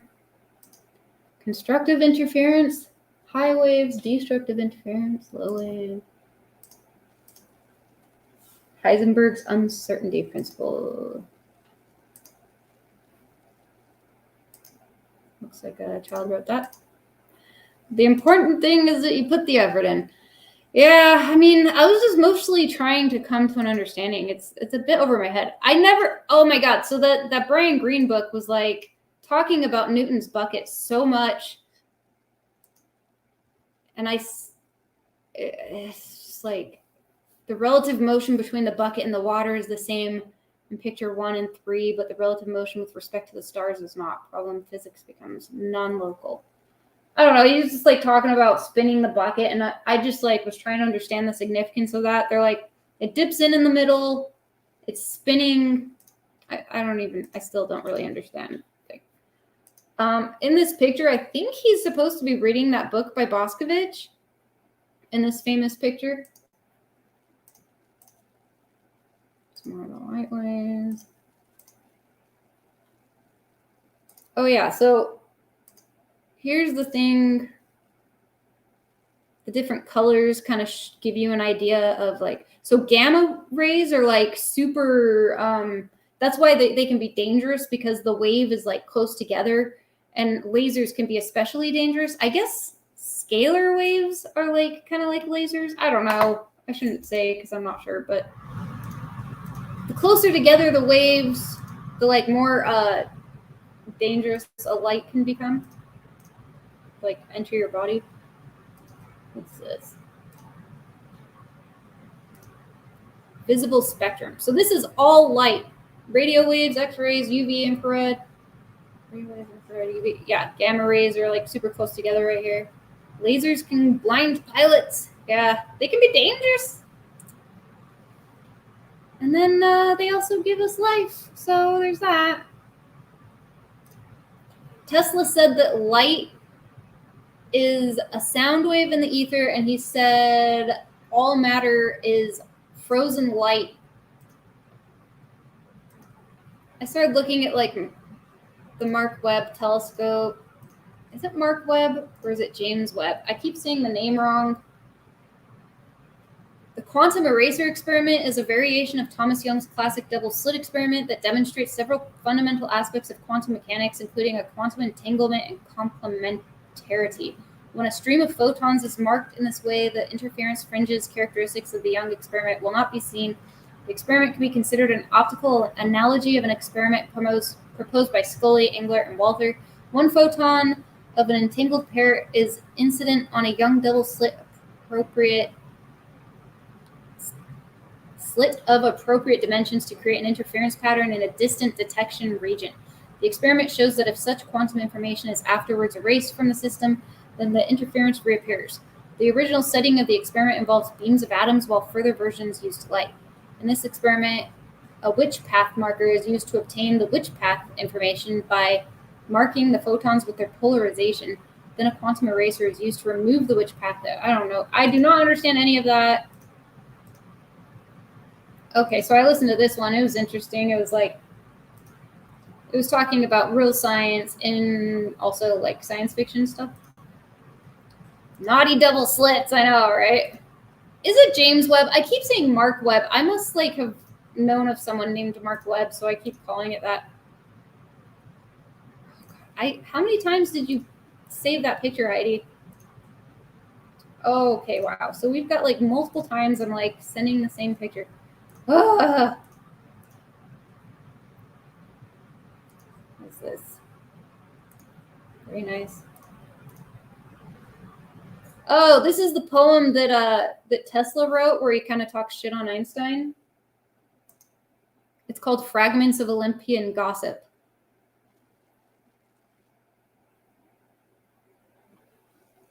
Matter and force are transmutable, and wrong the laws you thought immutable. Where does he say it? He says it here. He's like, now a long-haired crank, Einstein by name, puts on your high teaching all the blame. Says matter and force are transmutable, and wrong the laws you thought immutable. I am much too ignorant, my son, for grasping schemes so finely spun. My followers are of stronger mind, and I am content to stay behind. Perhaps I failed, but I did my best. These masters of mine may do the rest. Okay, I don't know. He called him a crank. Quantum superposition. Oh, God. Okay.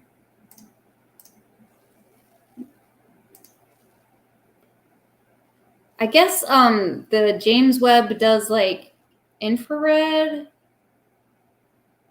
I forget what exactly, but it caused issues with what. Oh, the sun is cool, huh? It caused issues with like the Big Bang stuff. It kind of. Oh yeah, so this is Hubble compared to Webb. Very pretty, either way.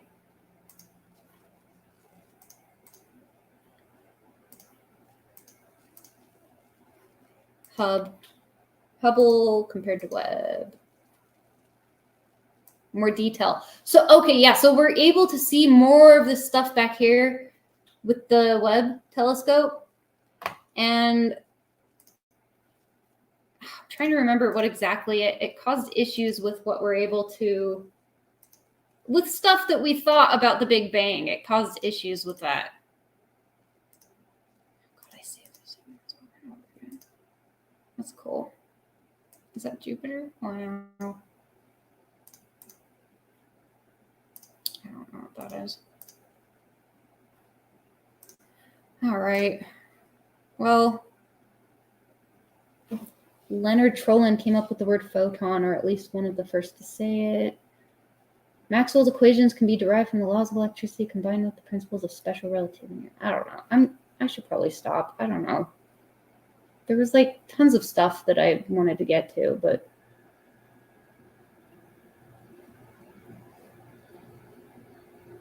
people were confusing dimensions with a coordinate and a vector, so that was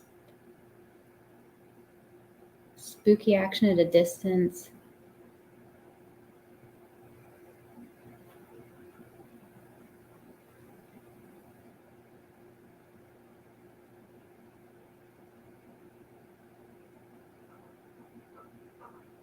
Hubble studies the way other galaxies were moving.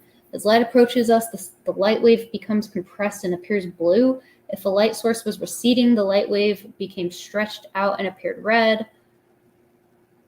Oh, and television static is supposed to be evidence of the Big Bang, but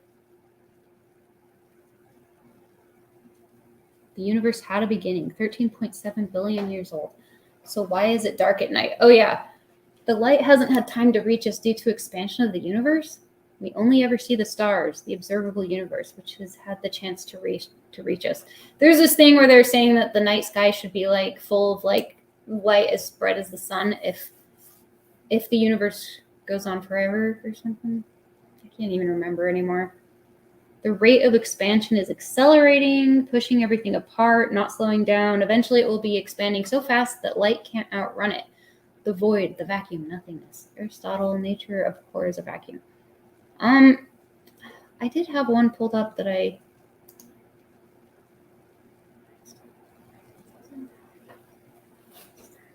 Where is it? Damn it.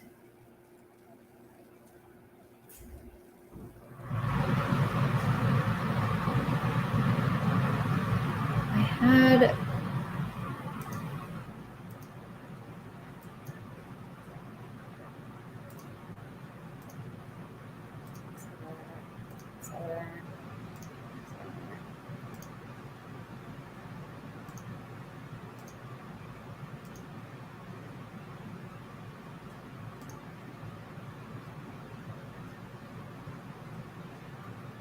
thought I pulled up the thing. It was like it was called Everything and Nothing. It was like it was talking about how basically space isn't empty, but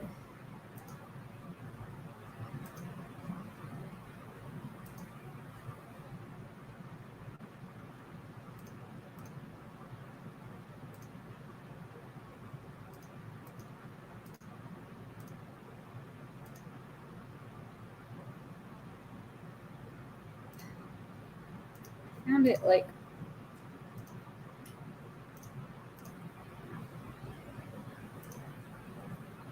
I don't know where the hell I put it.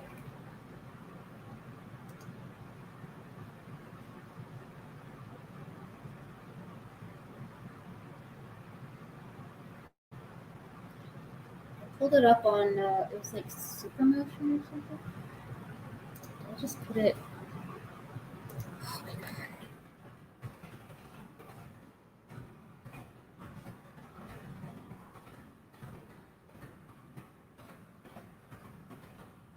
Here's where it's talking about the gravitational waves. Yeah, for 14 years there was nothing coming from that LIGO, and then they just happened to find and discover gravitational waves on the 100-year anniversary of Einstein publishing his theory. So that was kind of suspicious. It was like, what are the odds of that? That seems kind of weird.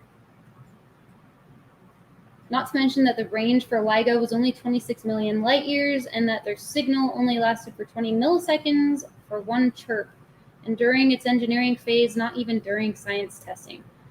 After 14 years and billions of our tax dollars, nothing. LIGO found nothing. Enhanced LIGO was set up in 2009. It found nothing. They announced they found nothing in September 2015. Then they upgraded the Earth-based system to advanced LIGO, which is supposed to be 1,000 times more sensitive within the 26 million light years LIGO is rated for. Just so happens the finding comes exactly at the 100-year anniversary of Einstein's relativity. After 14 years searching with billion-dollar equipment and finding nothing, they had to announce something to keep their budget rolling in from our tax stuff. So that's this. I'm not saying that. That's what people who think it was bullshit said. We know LIGO works because we measured gravitational waves from the merger of binary black holes. This signal proves binary black holes merge.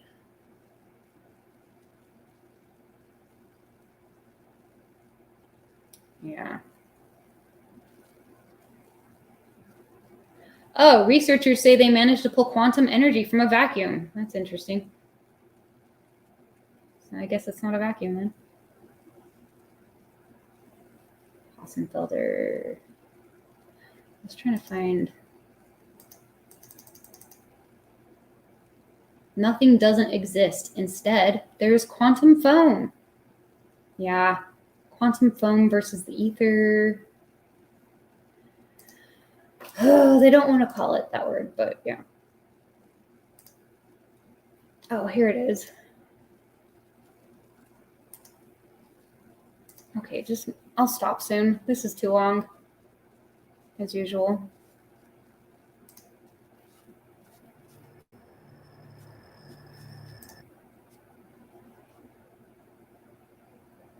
Seems like an impossible task. 1,000 years, our understanding of empty space was defined by one man, the Greek philosopher. What's going on? Disturbing. It seemed to present all sorts of problems and paradoxes. He came to believe that nature would fight.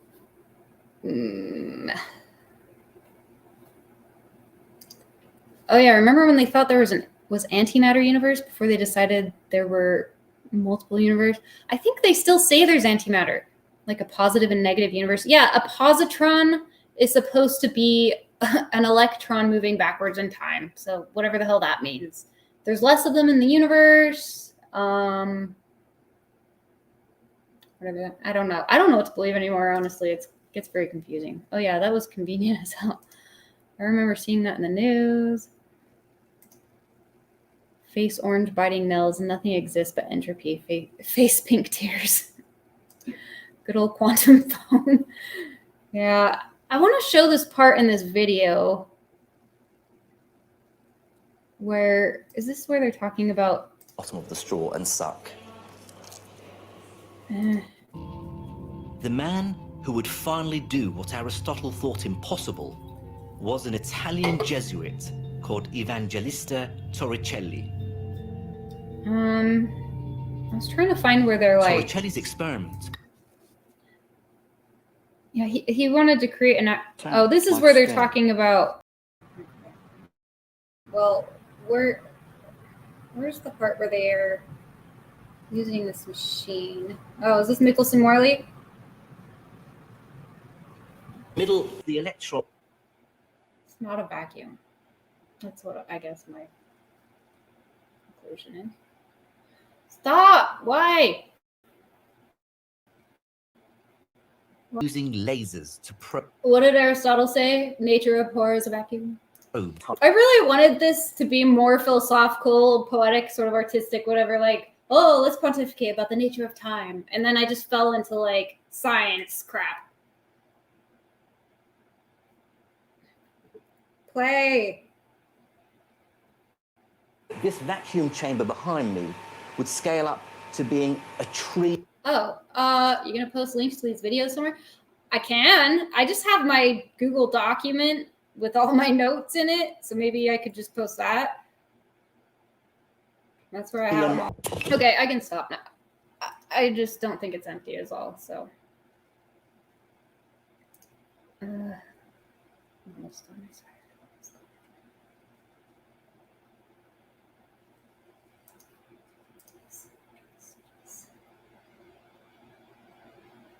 Mass and energy are the same physical entity and can be changed into each other.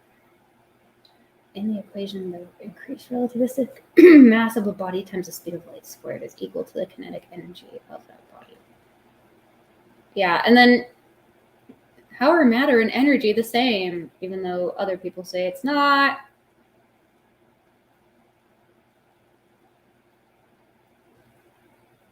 The higher you are, the faster you age.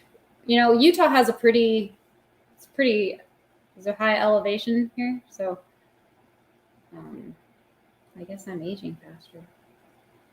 John Wheeler is cute old man. Okay, I gotta stop. I wasn't able to get to like hardly any of. What if physics is not describing reality? Yeah, that's what I'm kind of starting to think. Proof that people age faster on a mountain. Using those numbers as reference, we can calculate that if an observer at sea level stayed there for 100 years, someone who would have stayed on the Mount Everest would be older by roughly 0.00 3 seconds. Oh, wow. Technically, yes. Relative to an observer on Earth, a person at higher altitudes will age faster. Okay. Neil deGrasse Tyson says Earth is not only oblate, wider at the equator than pole to pole, but pear-shaped, slightly wider just south of the equator. By the way. As the energy within an object increases, for example, by heating it up, it will increase in mass. I have trouble holding that as well. Yeah, I got really stuck on that for a while. Is that it? I kind of want to show the video of what's his name talking about electrons.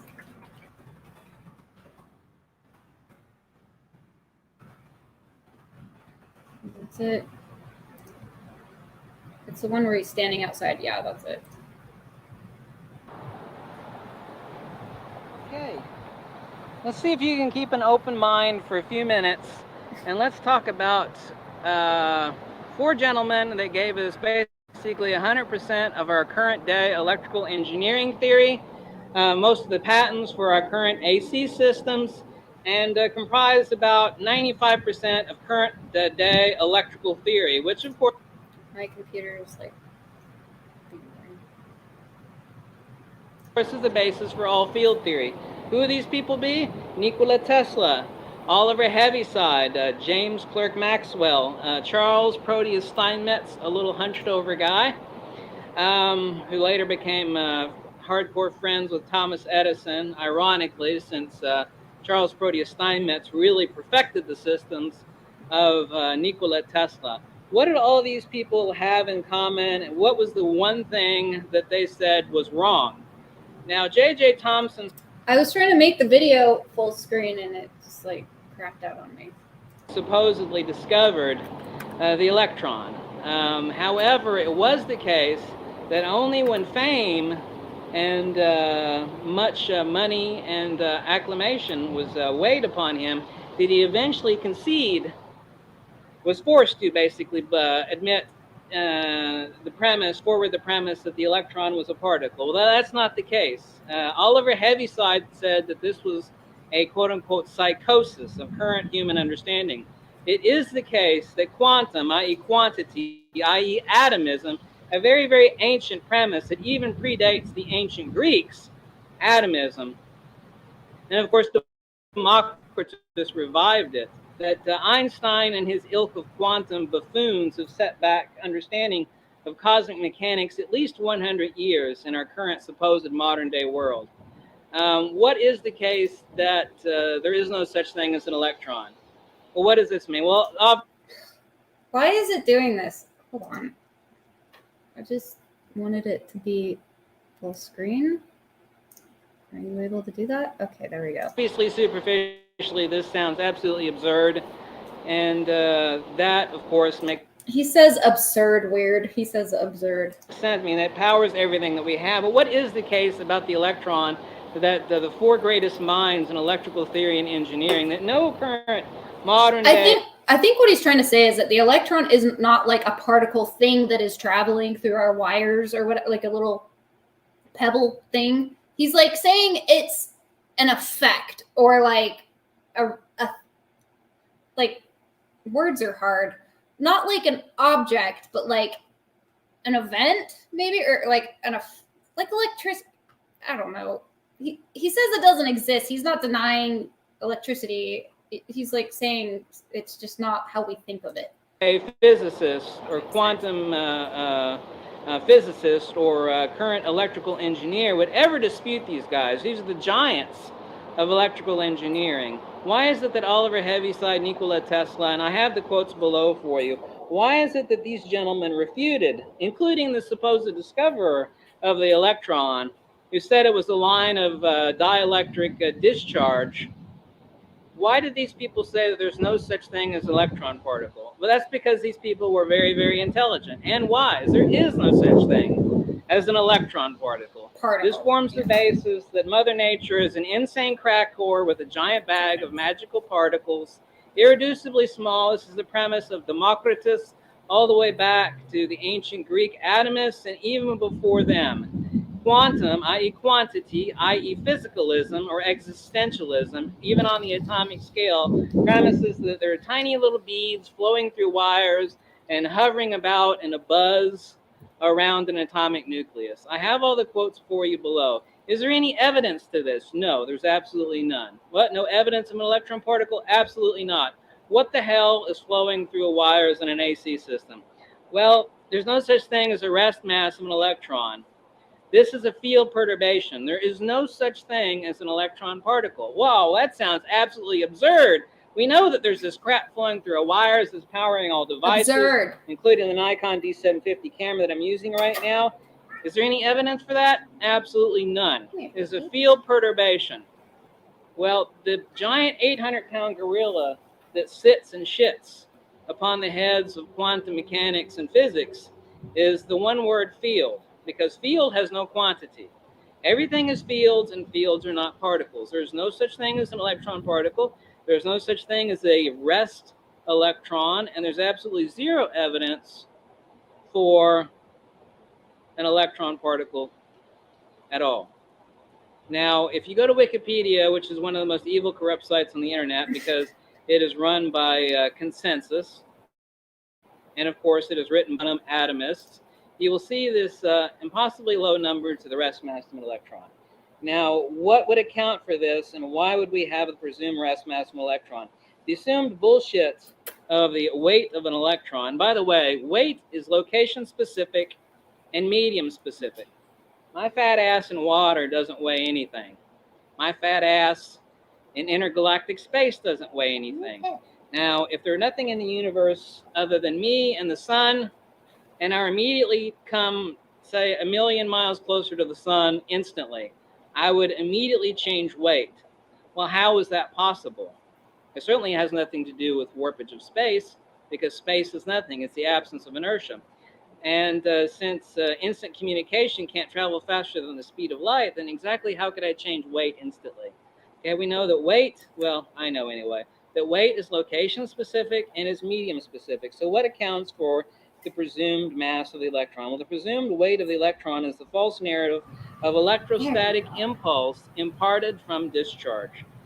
If you were to believe the notion that there are particles flowing through 1 million volts, up to 1,000 amperage AC lines, then you're delusional.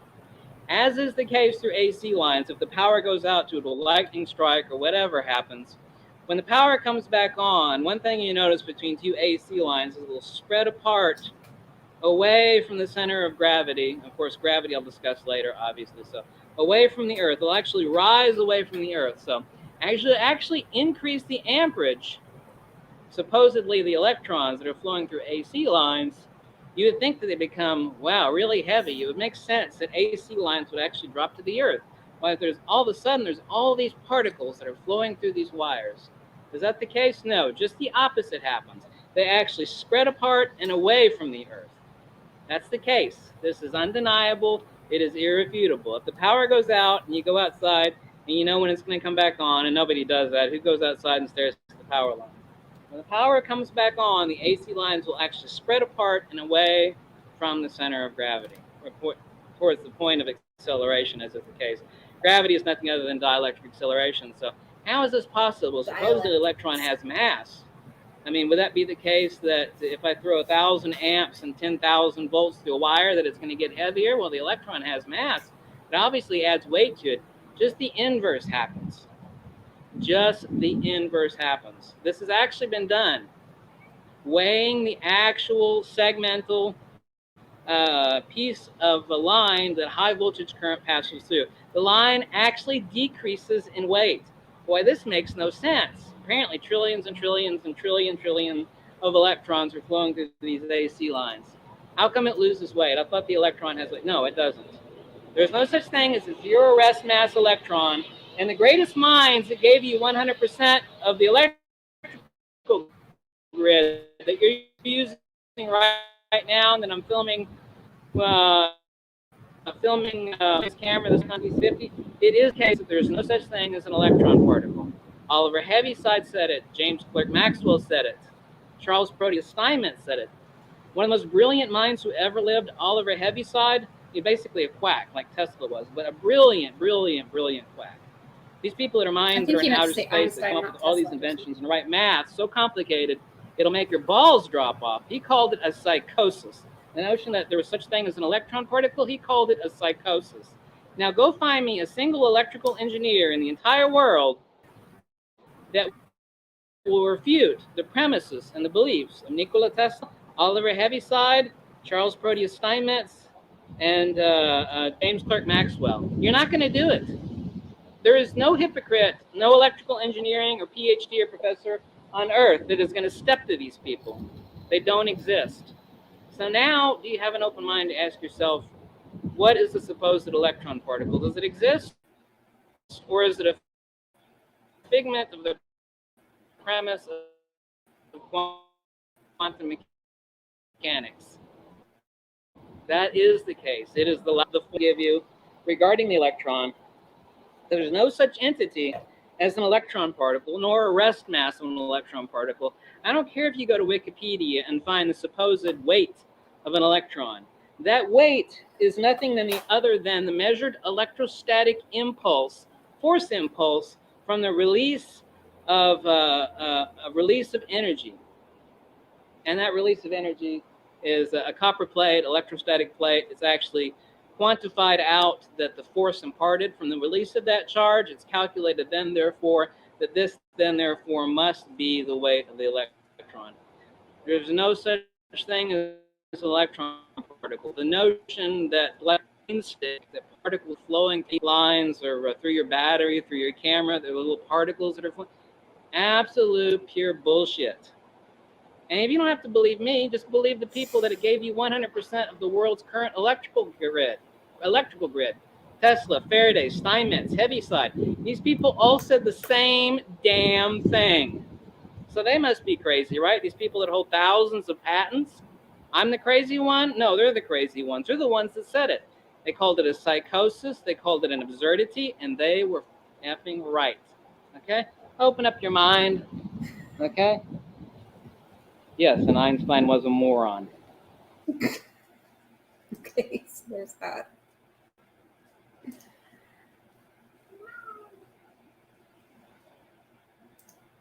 Should we abandon the multiverse theory? I'll watch that. There's a lot of information. How Einstein's general theory of relativity killed off common sense physics. Owen Benjamin says that E equals mc squared means Einstein married his cousin twice.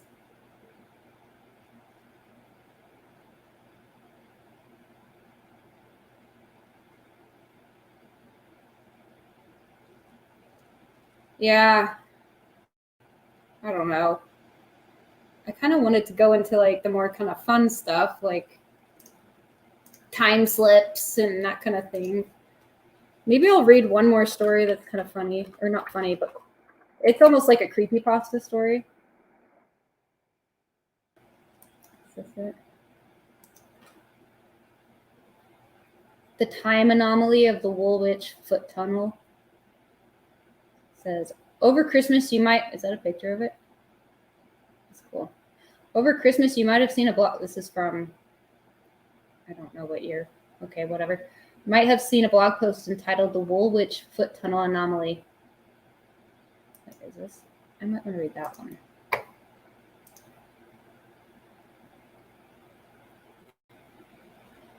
Okay, so when the Woolwich Foot Tunnel closed for repairs in 2011, it should have been a routine job.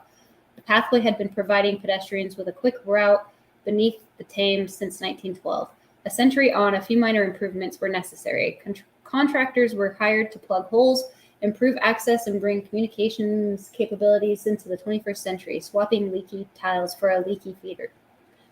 But Woolwich residents will recall that the refurb of this much-loved and much-used walkway did not go according to plan. When it finally reopened, it was 8 months behind schedule, having been closed for more than a year and a half. What the average Woolwich dweller doesn't know, however, are the unusual circumstances behind this delay. Mention the 18-month time frame to someone who worked on the Woolwich tunnel job, and you may be met with a mysterious smile. A year and a half may have seemed a long time to those who relied on the tunnel for their daily commute. But for those who were down there beneath the river, that time frame has a different meaning. When one contractor tells me he aged 3 years on the Woolwich job, it's not a metaphor. For deep down beneath the river in clay, hidden from those above ground, something was occurring. That something was a time anomaly. A time anomaly, from the perspective of someone who experiences it, involves a clearly defined part of landscape or architecture in which time stops. Years of study into such phenomena has proved largely fruitless in terms of explanations, and even less so when it comes to predicting when and where they might arise. There is some anecdotal evidence that temporary spaces or spaces temporarily under a different use lend themselves to time anomalies, and the Woolwich event would appear to support this. But they are notoriously hard to define.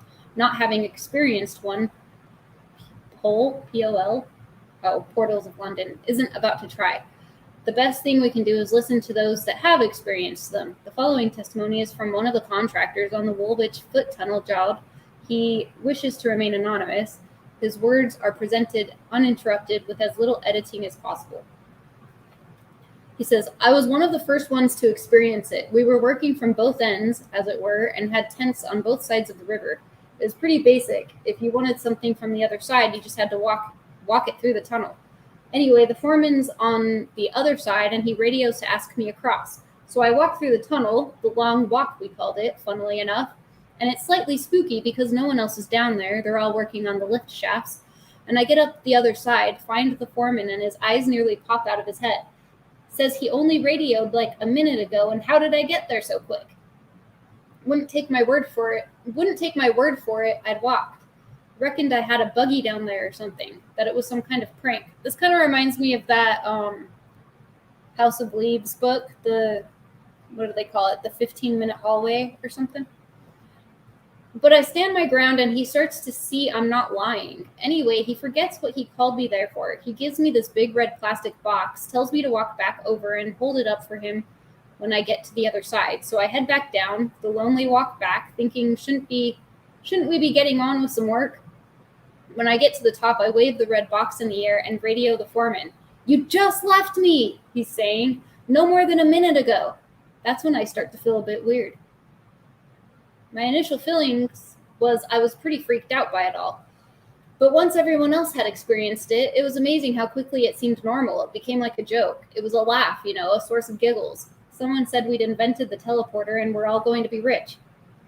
The foreman stopped trusting watches and phones when we were down there and took to using egg timers. A few of the young agency lads tried to claim extra on their timesheets. That was the thing, though. Time froze when you were down there. If you were down there for the full working day fixing the tiling, you'd basically finish work, come back up, and it would still be morning, which was great at first. I don't live in London, so I did a lot of sightseeing, Cutty Sark, the royal palaces, but then we all realized how knackered we were. It never really occurred to any of us to tell anyone about it at the time. It was like, who would believe you? You didn't even believe it yourself. Plus, it was such a wheeze. I think there was a feeling that as soon as head office was onto it, the whole thing would be over. No more fun. People started experimenting. Some of the guys camped out in there to see how long they could. 3 days and nights it was. And they still came back at the same moment they'd left. Same moment. That freaked the site manager out, though. He was having a nightmare with the timetables as it was. Biggest problem was making sure that if anyone from head office came down, it wouldn't look like he was sending people home 10 minutes after they logged on. Although that's exactly what he was doing. Anyway, he soon put a stop to all the mucking about. Not before I had my one very strange moment, though. There's the stairs. One thing we couldn't get our head around was how the two sort of time places a guy was in seemed to be happening at the same time, as it were. Like I see you emerge across the river in no time at all, but there's also a you who reckons he's spending 4 hours in the tunnel. So Pitar, this Bulgarian lad, thought of a little experiment. One morning, before anyone else is down the tunnel, he ties a long rope around his waist and hands the other end to some of the guys. Then he sets off down the tunnel. And I'm to follow him down as far as the bottom of the stairs and then stop and watch him walk down the tunnel. Don't put your foot off the stairs. Don't step in the tunnel, he told me, and I didn't. So I'm watching him, and he's got something in his pocket, a secret signal for when he's across the river, when he gets to the surface. When the others see he's surfaced, they're supposed to shout down at me and pull on the rope. Anyway, I'm kneeling down and craning my head down so I can watch Pitar walk around the curve. The tunnel bends in an inverted bow underground. And he laughs and waves at me for a minute, then gets bored, keeps walking. And he's just about to round the curve, out of sight. It hasn't been long, just a minute or so, around the same time it had took us to walk down the steps, and I feel the rope around me tighten. Then I hear the lads up top. He's across, waving a red flag. The thing is, Pitar hears it too. And he stops, turns around, and he's looking at me. His hand slowly reaches into his big jacket pocket, and he pulls out the edge of this large red flag. For a moment, I grin. I reckon they're all having me on, but it's the look on his face. That's what still haunts me. Nobody's that good an actor. His face, and he's a big man, mind you, fearless. Our Pitar was a big character, always at the center of things, always with this big smile. Never saw him take anything too serious in all our days till then. But I don't know how to describe it. It was fear, just plain fear on his face. And he's looking right at me, and I know what he's thinking. I know what he's trying to figure out. Do I keep going, or do I come back? He takes one step towards me, then stops. I don't know how long we looked at each other like that, neither of us talking. Then in the end, he turns around again and carries on, out of sight. Well, I'm up those stairs like a shot, and when I get up top, there he is, across the river, unmistakable, even from that distance, red flag in one hand, another guy's arm around his shoulders. Anyway, I didn't like that. That freaked me out, that did. Pitar didn't talk about it much. Nobody spoke much about any of it after that. The jokes kind of came to an end, and we just got on with the job, tried to ignore it. Well, that was a fun little creepy little story there. Okay, this needs to stop. It's almost 4 hours, just like I said it would be, and I still didn't even get to everything. I didn't get to talk about determinism. I still never really understood the Newton's bucket thing. The afterlife according to special relativity. That was the time episode, and it was really long. The end. Thank you, everybody. I appreciate you. Good night.